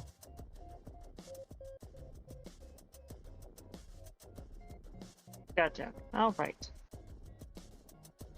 After getting done with that, I will head back up to the front. As that's happening. Yeah, fair enough. Nord, what'd you roll, buddy? I rolled 4 successes. God damn! All right, I how do rolled you turn this 2 bitch nines. off? And you get a narrative point. Oh, nice. As Leah comes out, what does she see you do? Leah probably sees me look at the back. I've got my plumber's crack happening, and I'm crawled underneath all of this stuff, and I've gone to the back, not the burners, but where the shut-off valve is for the main gas. Like tank? Yeah, tank, and I just turn it off at the source. Yeah, you're like, you see this tank, you could decouple it. It's about yay big. Man, it's a big tank of Bunsen burner gas.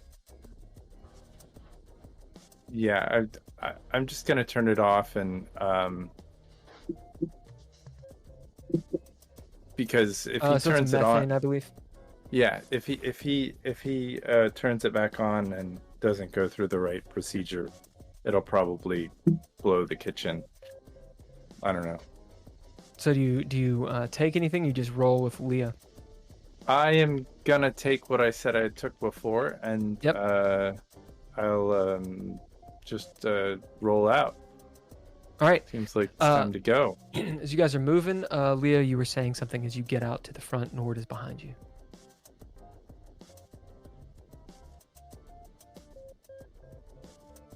She's on. She's off. She's back. I was just saying that I would go basically to where the cash register is. Yep. and pop it open. Yep, you do. Ching ching. It's one of those old ones. You like pull the lever. Ling. Nord, as you're Yeah. walking by, you see. No Leah doing shit. this. Well, I mean, it's not like this guy's a good guy. Leah will look through, and she'll actually, she won't take all of it because she doesn't want, because given the head trauma, he's probably not going to have a great memory of what happened today. So she won't take all of it, but she'll take about half of it. Okay, roll a d100. Roll a d100 and multiply it by 2, and that's how much money's in there. 43. Times 2. All right, Yeah, so there's so it'd be, 86 bucks. 86. And that's how much is total in there? Yeah. All right, This so is, yeah, Leah will pocket 43 bucks. All right, you take out the 20s. This is a really good lesson because all that money that you've taken can actually serve as a very effective bookmarks in the books that you're going to read. Yes. Didn't I mean, not to be a stickler, but didn't Simon hand the guy $100 bill? I mean, Yeah. Yeah, that means there's 100 in there too. Leah will grab that too. All right, you take the 100. All right, Nord, you get a pip Oh, nice. for remembering. Yeah. Simon, you and Tony are outside, I believe. Are you in the Buick? Oh, you had a plan. What was it? I told Tony to go in and tell Leah to come out, and then I went back to the Buick. So Tony what I'm is gonna standing do- there as Leah is stealing, And burglarizing. actually, because I'm assuming Tony will probably be coming in, and I'll be recognizing it's probably time to leave. So Leah will actually, assuming there's probably a bag back here, for checking out. She'll grab one of those bags, and then Paper bag. grab one of the books. Yeah, and she'll grab one of the books that's in the expensive part behind the counter. And then she'll just toss it in the bag and and fold it up like she bought Random book. Boom. Cool. it. Yeah. Simon, what are you doing outside? I'm getting in the car, basically getting it started, waiting for her to come out, and sitting there with the Do we girls. know the plan? Actually, I will use a narrative point to say that it was. Would there probably have been some book that was in Hebrew back there? You will have. You see, you're dropping a narrative point. Yes. Yeah, there is. Actually, Okay, absolutely, I'll there is. grab that. I'll grab that then. Yeah, as you can read Hebrew, you see that it it says.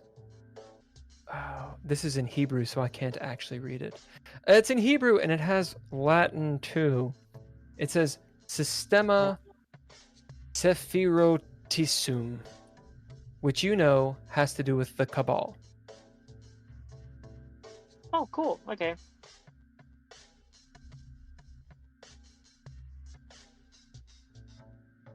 Where am I Yeah. at this point? Tony, you have walked in just now. You're standing at the counter next to Nord. On the opposite side is Leah, who's clearly stealing. And Simon has told you the plan, which you have not told anyone. Yeah, I say, Leia, we and Nord, we have to leave right now, but we have to leave in a certain way to not tip off the cops that are still here. Leia, go outside. Nord, come with me. Does this Okay. involve getting my van? Yeah, follow me. right. Leah will turn to Nord and say, actually, after I leave, I might suggest you guys turn around the open sign and turn off the lights. Whoa. Yeah, no, I'll lock up if you think that's a good idea. We'll lock this door. Absolutely. Yeah, let's do that. All right. Well, thanks yeah, for we'll all your start, business. heading out.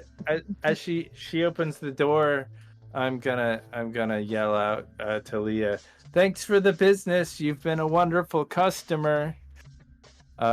Stayed open a little late for you tonight, so come back soon. That's customer service.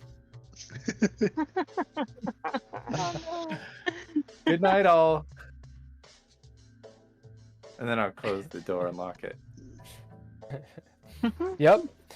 Simon, what are you doing? I've got the car started. I'm waiting for Leah to come out and get in. So you pulled around the corner, right? No, not yet. Okay. I'm still in the front. And the When rest she of gets you? in the car, then I'll pull around. All right. So you all tell me what you do. I'm gonna. Leah will get to the car. Go you there, Forth? Me and Nord will close down the shop, so to speak, and then I say, Nord, you're gonna have to follow me around back. And Yeah. around the corner. Okay. I'll be right there. I'm gonna watch them see what happens on the street. If anything, watch. So you're staying out Leah front? No, I'm just staying out front for a second, watching Leah go to the car, and I just want to see what's going on out front there. I hadn't looked out front, and I will bid just really quickly shooter just to see if I can see the scene, see the police, see anything going on out there. Just looking out the front door. As Simon, you pull around, yes? Yeah. When Leah gets in the car, we pull around to the alleyway. You pull around to the alleyway. You see there's a chain link fence, rather tall with barbed wire, that's closed. It can easily be opened, and that's how you would get into the alleyway and get to the dumpster. But you pull up next to it. Outside Nord, as you bid shooter,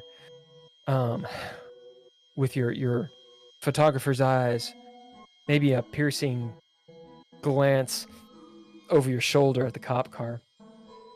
You can't really see them. You just see their silhouettes. They're in the shadows, but you see them kind of like move back and forth. And then when they look at you, their eyes are glowing. Oh shit. As a shard of fear runs down your spine. Like they And have you a hear- forever. And you hear thunder.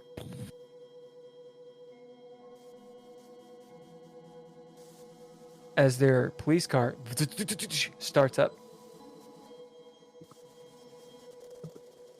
All right, I'm just gonna hang there for a second, and then I'm sure Tony's chomping at the bit for me to follow him, and I'm just gonna hold it for 1 second to see if if they drive off.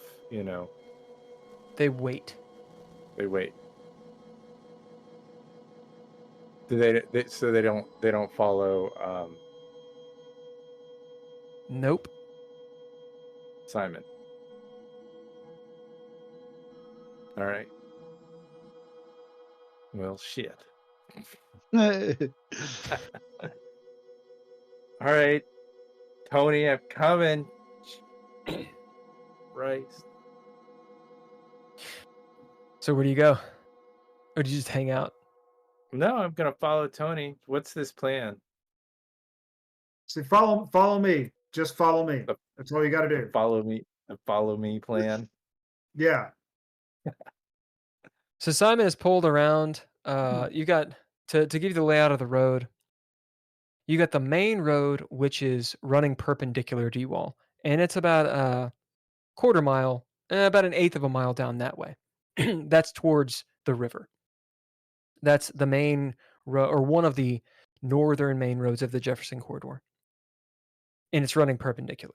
You guys are on sort of a secondary main road, and then there are these alleyways that go perpendicular to this secondary main road.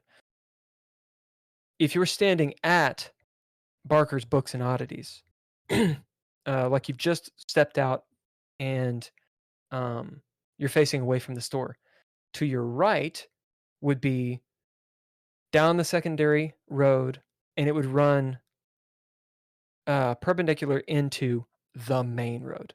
Does that make sense? So to your right is where the river is, and the river is actually like a mile or two that way. To your left would be where the cops are, and then of course it goes deeper into Detroit. So that's how it looks. Straight across the street, there's a little intersection, and that's where that one bar with the little hot dog stand is, a few hundred feet that way. So that's a little tiny alley. Where Simon went, so you're standing at Barker's Books, you look right, and the alleyway is to the right, and it wraps around. You dig? Does that make sense? Mhm. So Simon went into that little alley, which we'll see if that alley is just a dead end or if it goes all the way through. Let's do a high or low. Who wants to roll it? I'll roll. Okay, and I'll be, Simon? Yeah. Oh no, I rolled a. Simon, call high or Low. low. You calling low? It's high. Holker only rolls high. As Simon, you go in. You guys can do proficiencies if you want. Is All right. it when you say dead end? Is it because I would have looked earlier. Oh wait, Well, no, I you didn't look all the. No, you didn't. You came out and you were just in between the buildings. Right, Right. yeah. So the idea would be, you would come out. Let me think. It'd be great if I could just draw this. Theater of the mind. If you're at the front of the store, where you walked to out the back would have been on the opposite end within kind of the buildings. So there's that alleyway within the buildings that then leads out into, it does like a right angle into the alley that you pulled into, right? So what we just rolled for is, does the main alley actually connect to another road? And we're saying that it doesn't. Okay. It's only just an access alley to Yeah, the no, back. that's fine. Yeah. Okay, so you pull around the corner, and your car is there with the dumpster behind Barker's books. Simon and Tony, that's not Simon and Tony, Nord and Tony. Where are you guys going? I guess we'll walk out to the alley. We're walking out to the alley. I'm gonna keep the back door. I'm gonna prop it open a little bit, make sure it doesn't lock behind us. The back door? Yeah, you're gonna go back into the store and. Are we leaving through the kitchen, or isn't there a door in the back or something? Or... No, okay, hold up. I feel like I thought you guys went out the front. No, we didn't leave through the front. Oh, okay. Well, sorry, I have to retcon. The police are not there. Oh, they're in the front. Yeah, they're in the front. Motherfucker. Exactly. Were you not at all surprised when I was like, "Yeah, you see the cops down the road"? Yeah, no, of course. All right, I so you guys went out the back. Lord, went out the back. All right, you probably said that, but that was not. That was not an obvious thing in my brain. No. Okay. None of that fucking happens. Through the window. Literally, none of that happens. I locked the door and looked through the window towards where. And then you guys went to the back. I'm gonna watch this again. I bet no one fucking said you went to the back. I bet that was in the plan that Simon said, but I don't think anybody said it. Simon was going back there. He was like, "Follow me." I may not have actually said it. So Simon said it. Yeah, no one fucking said it. Did someone say it, chat? Did you guys know that they went to the back? I don't think we hadn't. We hadn't left. I just locked the door, and as the purveyor of the business that I was in, after Tony entered and demanded that I follow him, I presume. Right, but you guys went through the back, not out the front. This is a very big difference. It is a big difference. Okay. All right. Well, he was pulling. So he was pulling to the back alley because he knew that there was a back door. I presume there was a back door. I get it. Yeah, I get it. But the thing is I got to keep in my mind all of what you motherfuckers are doing, as well as the world. So be fucking explicit as to where you are. I explicitly said that I locked the door and I looked through the window to see. And then you went to the back. And then out the back door. You did say that? No, we were in the process of getting to that point.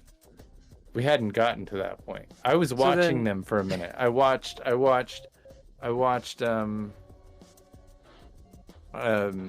Simon pull off and drive, and I just hung there. You never went outside. Never went outside. Okay. I yelled. We don't have to outside. retcon as much then. We don't have to retcon as much. Outside. Yeah. Okay. Now it makes sense. Yeah. Here we go. So it does happen. You do see their eyes glowing. There is thunder. All of the good stuff. They don't move as you're watching them. That said, if you're inside, then they would pull off. So they do. I was just waiting for them to pull off. They drive down the way. That makes sense. Okay. Yeah. You guys are. You know what? I'm not going to say it. Where are you all? I'll follow Tony to the back, having seen these guys drive off. No. Not what are you doing? Where are you all? I want everyone to say where you are. I'm in the car in the alley. We are walking Leah towards is in the alley. passenger seat. of the car. You two are where? I'm following Tony because he was being very demanding of my attention and saying that I had to do something. But where are you guys? We are walking towards the back alley. So you're in Barker's Books. Inside. Yes. You're in the fucking store. Inside walking the through fucking it, store. Going to the back. That is important. Okay. From now on, we all need to be very explicit. Including me. You go to the back, you get in the fucking car. Yeah, Simon's there. We go to the back. I prop the back door open. You prop it open. Leaving it open, and I suggest to Tony that, the cops took off. I could probably get my van. Can we? Yeah. Well, yeah. Just get in the Buick. There's no room in here. Well, no, we got to make room. There's literally trash all over this thing. It's just full of stuff, man. I don't want to sit in this. Did the Wait a minute. So the cops did pull off. Yeah, the police pulled off. So then you may be able to go get in your van if the cops pulled off. Anybody want to go with me? You guys, I mean, I can go by myself. You want to tell me where you want to meet? I'll meet you guys somewhere. Well, let's hit the regular gas station because we got to go drop off Annabelle. Yeah, I got to do something with the look of the thing really freaking fast. But I don't know. We don't know if your van's going to work. It probably will work. No, we gotta be prepared to leave in this leave in this Buick if your van doesn't work. Usually it works. Well, look. Why? I don't see why you don't trust. Like, I am a mechanic. I know how to fix a van.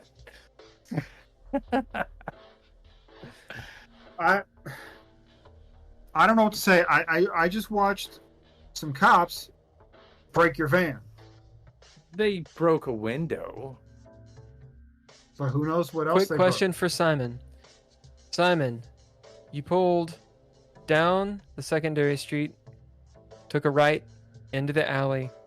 Yep. Did you take another right into the little alley next to the trash can so that you're right there when they open the door? Okay, so you're on the alleyway, which means if you guys are talking to him, you're shouting around a corner. Okay, no, we would have walked to where he is. Explicit. So you walk outside of this thing. I walk outside of this space. You take a right, past the goddamn garbage can. You see him in the alleyway. Tony's plan. Yes. All right.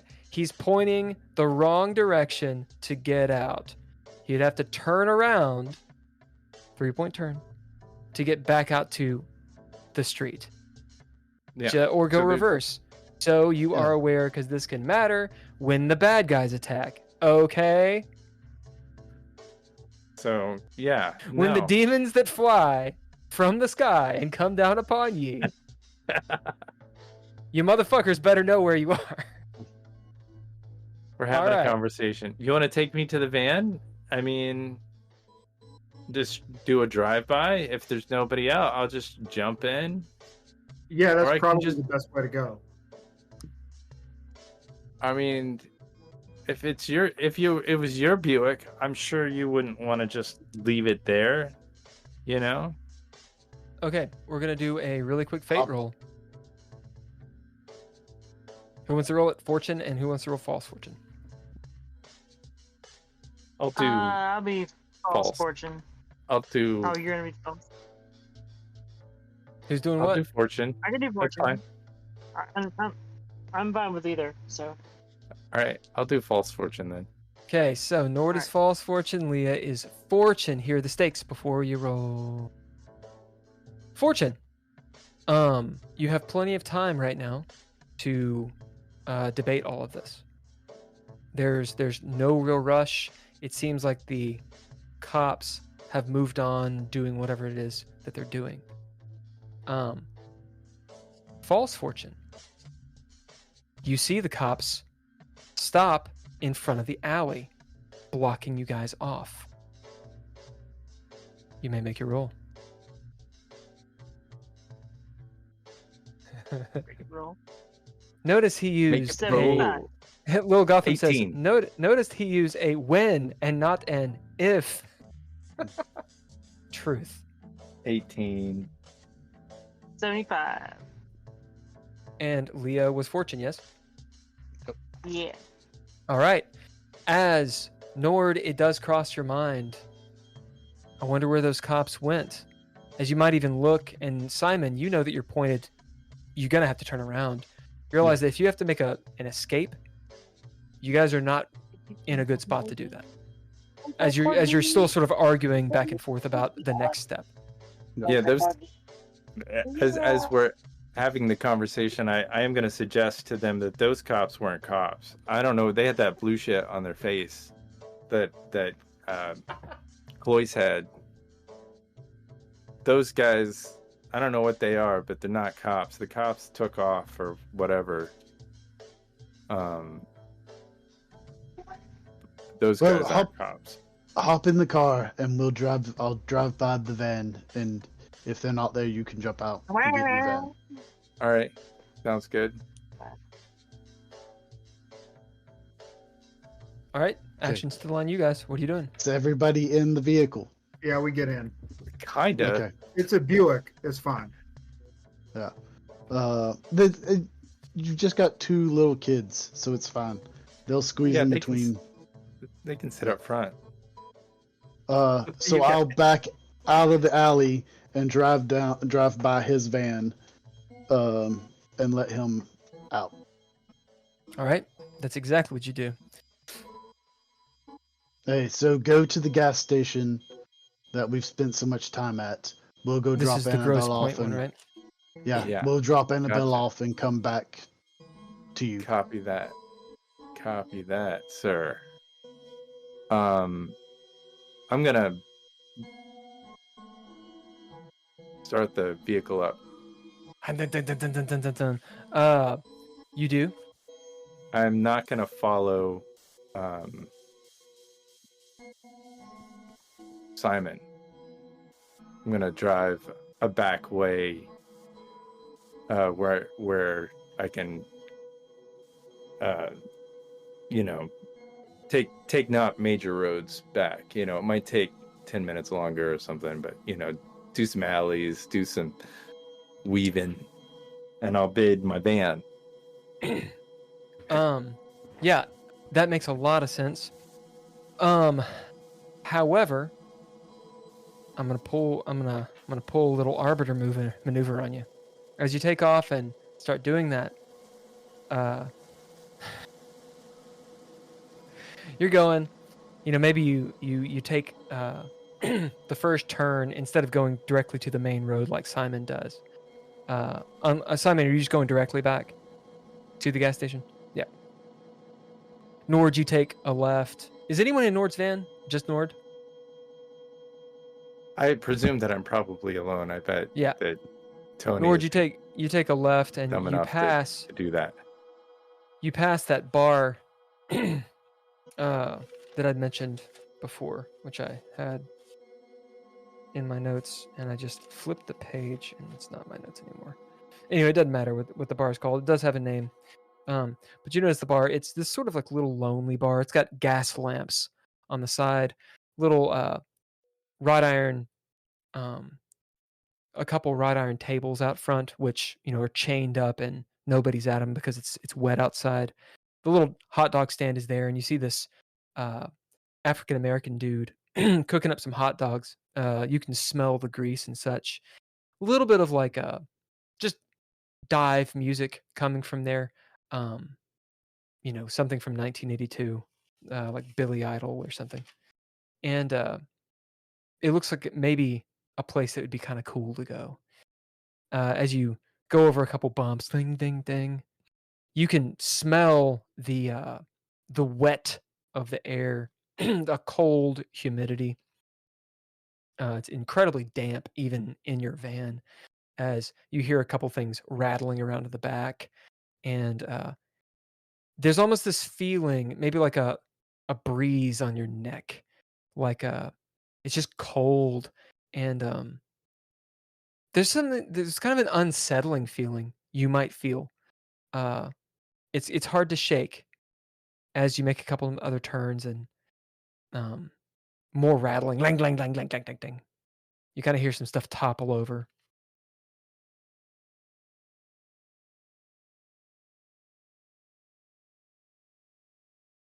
It sucks. I'm gonna bid. Um. Is anybody following me? How do you check? I'm gonna bid underdog, which is a background. Mm-hmm. Yeah, you can do that, but how do you do it in the fiction? How do you check? In the fiction, I will look in the little side view mirror and just be really I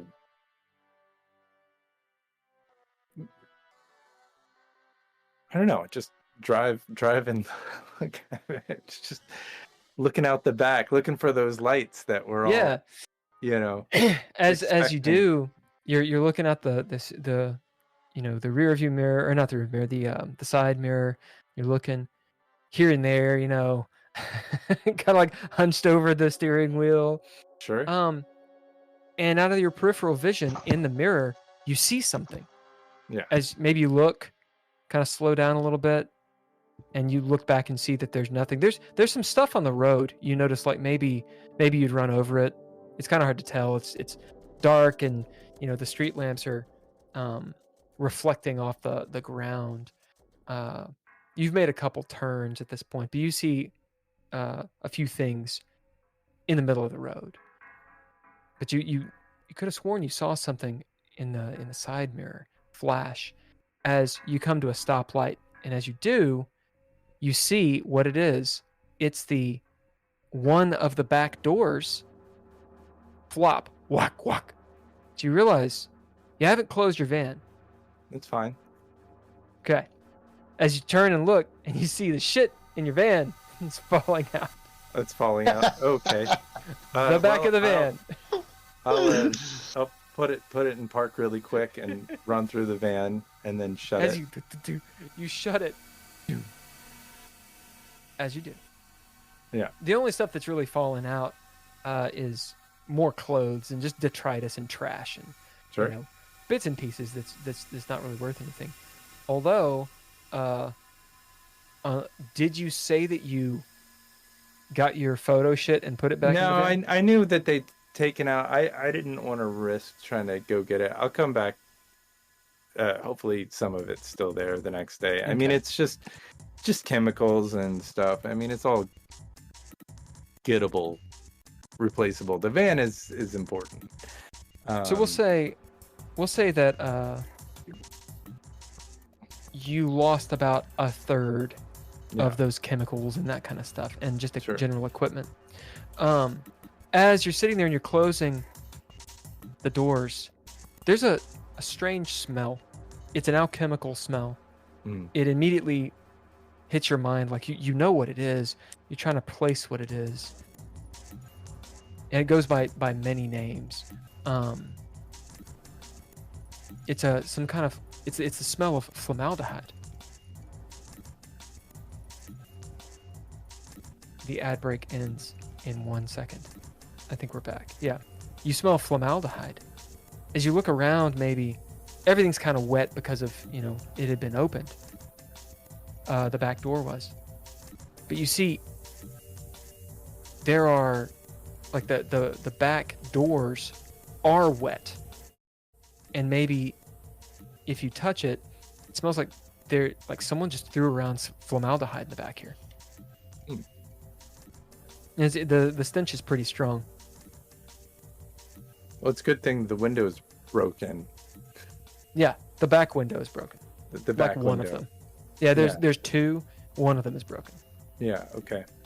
And maybe you didn't notice it immediately because it could air out and the back door was open. But Sure. This is not a chemical that you had in your van. Yeah. No, I get it. Well, I worry. Are there any piles like that could be body size that maybe Just You in search around and don't find any bodies. okay. Just making sure that they just poured formaldehyde into my van. Yeah, I'm gonna continue taking back alleys and just a long way to get back. With your bid of underdog, maybe there's a point or two where you think potentially someone's following you. You see the lights at the end of the street, like a couple lights back, but you do several right turns, and anyone who may have been tailing you, you're pretty sure no one could have, or you would have lost them. And maybe it happened twice. It seemed like the same car. It was a little bit far away. It was hard to tell, like an Oldsmobile. But you got away from it. As you get to the Shell station, you see the Buick is already there. Mariah is coming out of... Mariah and Annabelle are coming out of the little station. Oh, I'm sorry. No, go ahead, I was going to Annabelle's house and then coming. Are you going back to? Oh, I see. Yeah. Well, then Mariah is coming out of the gas station, and she has like a Yoo-hoo with a straw in it, and some fucking Ale-8 or something, because somehow Detroit had Ale-8 in 1982. That's not possible. That's not possible. It can't be. It can't be. That's the most unbelievable thing in this whole. Some fucking cheerwine is up here. What? Yeah. How did this happen? Oh my god! Cats and dogs are living together. When you dropped off Annabelle, Simon, because we'll just montage this. She says, as she gets out of the car, she hugs Mariah, and she looks at you all and goes, "You guys are freaks," and goes in her house. Well, I will reiterate that if you need help at any time with her, you feel free to call me. She kind of takes pause as you say that to her. You know that you're speaking truth through her guise, as she quickly nods and then maybe does a little bit of a weight shift and starts to go back in. At the door, she stops and then turns, and she'll come back. She says, "Let me know if you find anything out about Gabby." We'll do our best to find her. You can tell Annabelle is actually very worried about her. As she turns and walks away. And you guys make it back to the Shell. Mariah asks someone for money to go get some Yoo-hoo and this weird thing called Ale-8.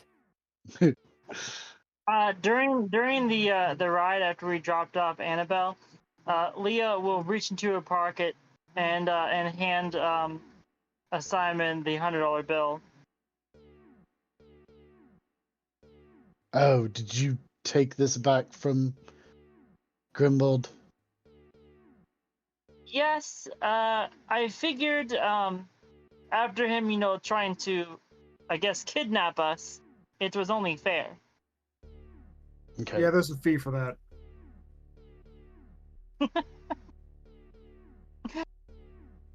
I'll take it and put it back in my wallet. All right. So it's 9:22. Let's go on a little break. Use El Baño, get some drinks and such, and we'll take a 10-minute. I think this is a good point to stop for this.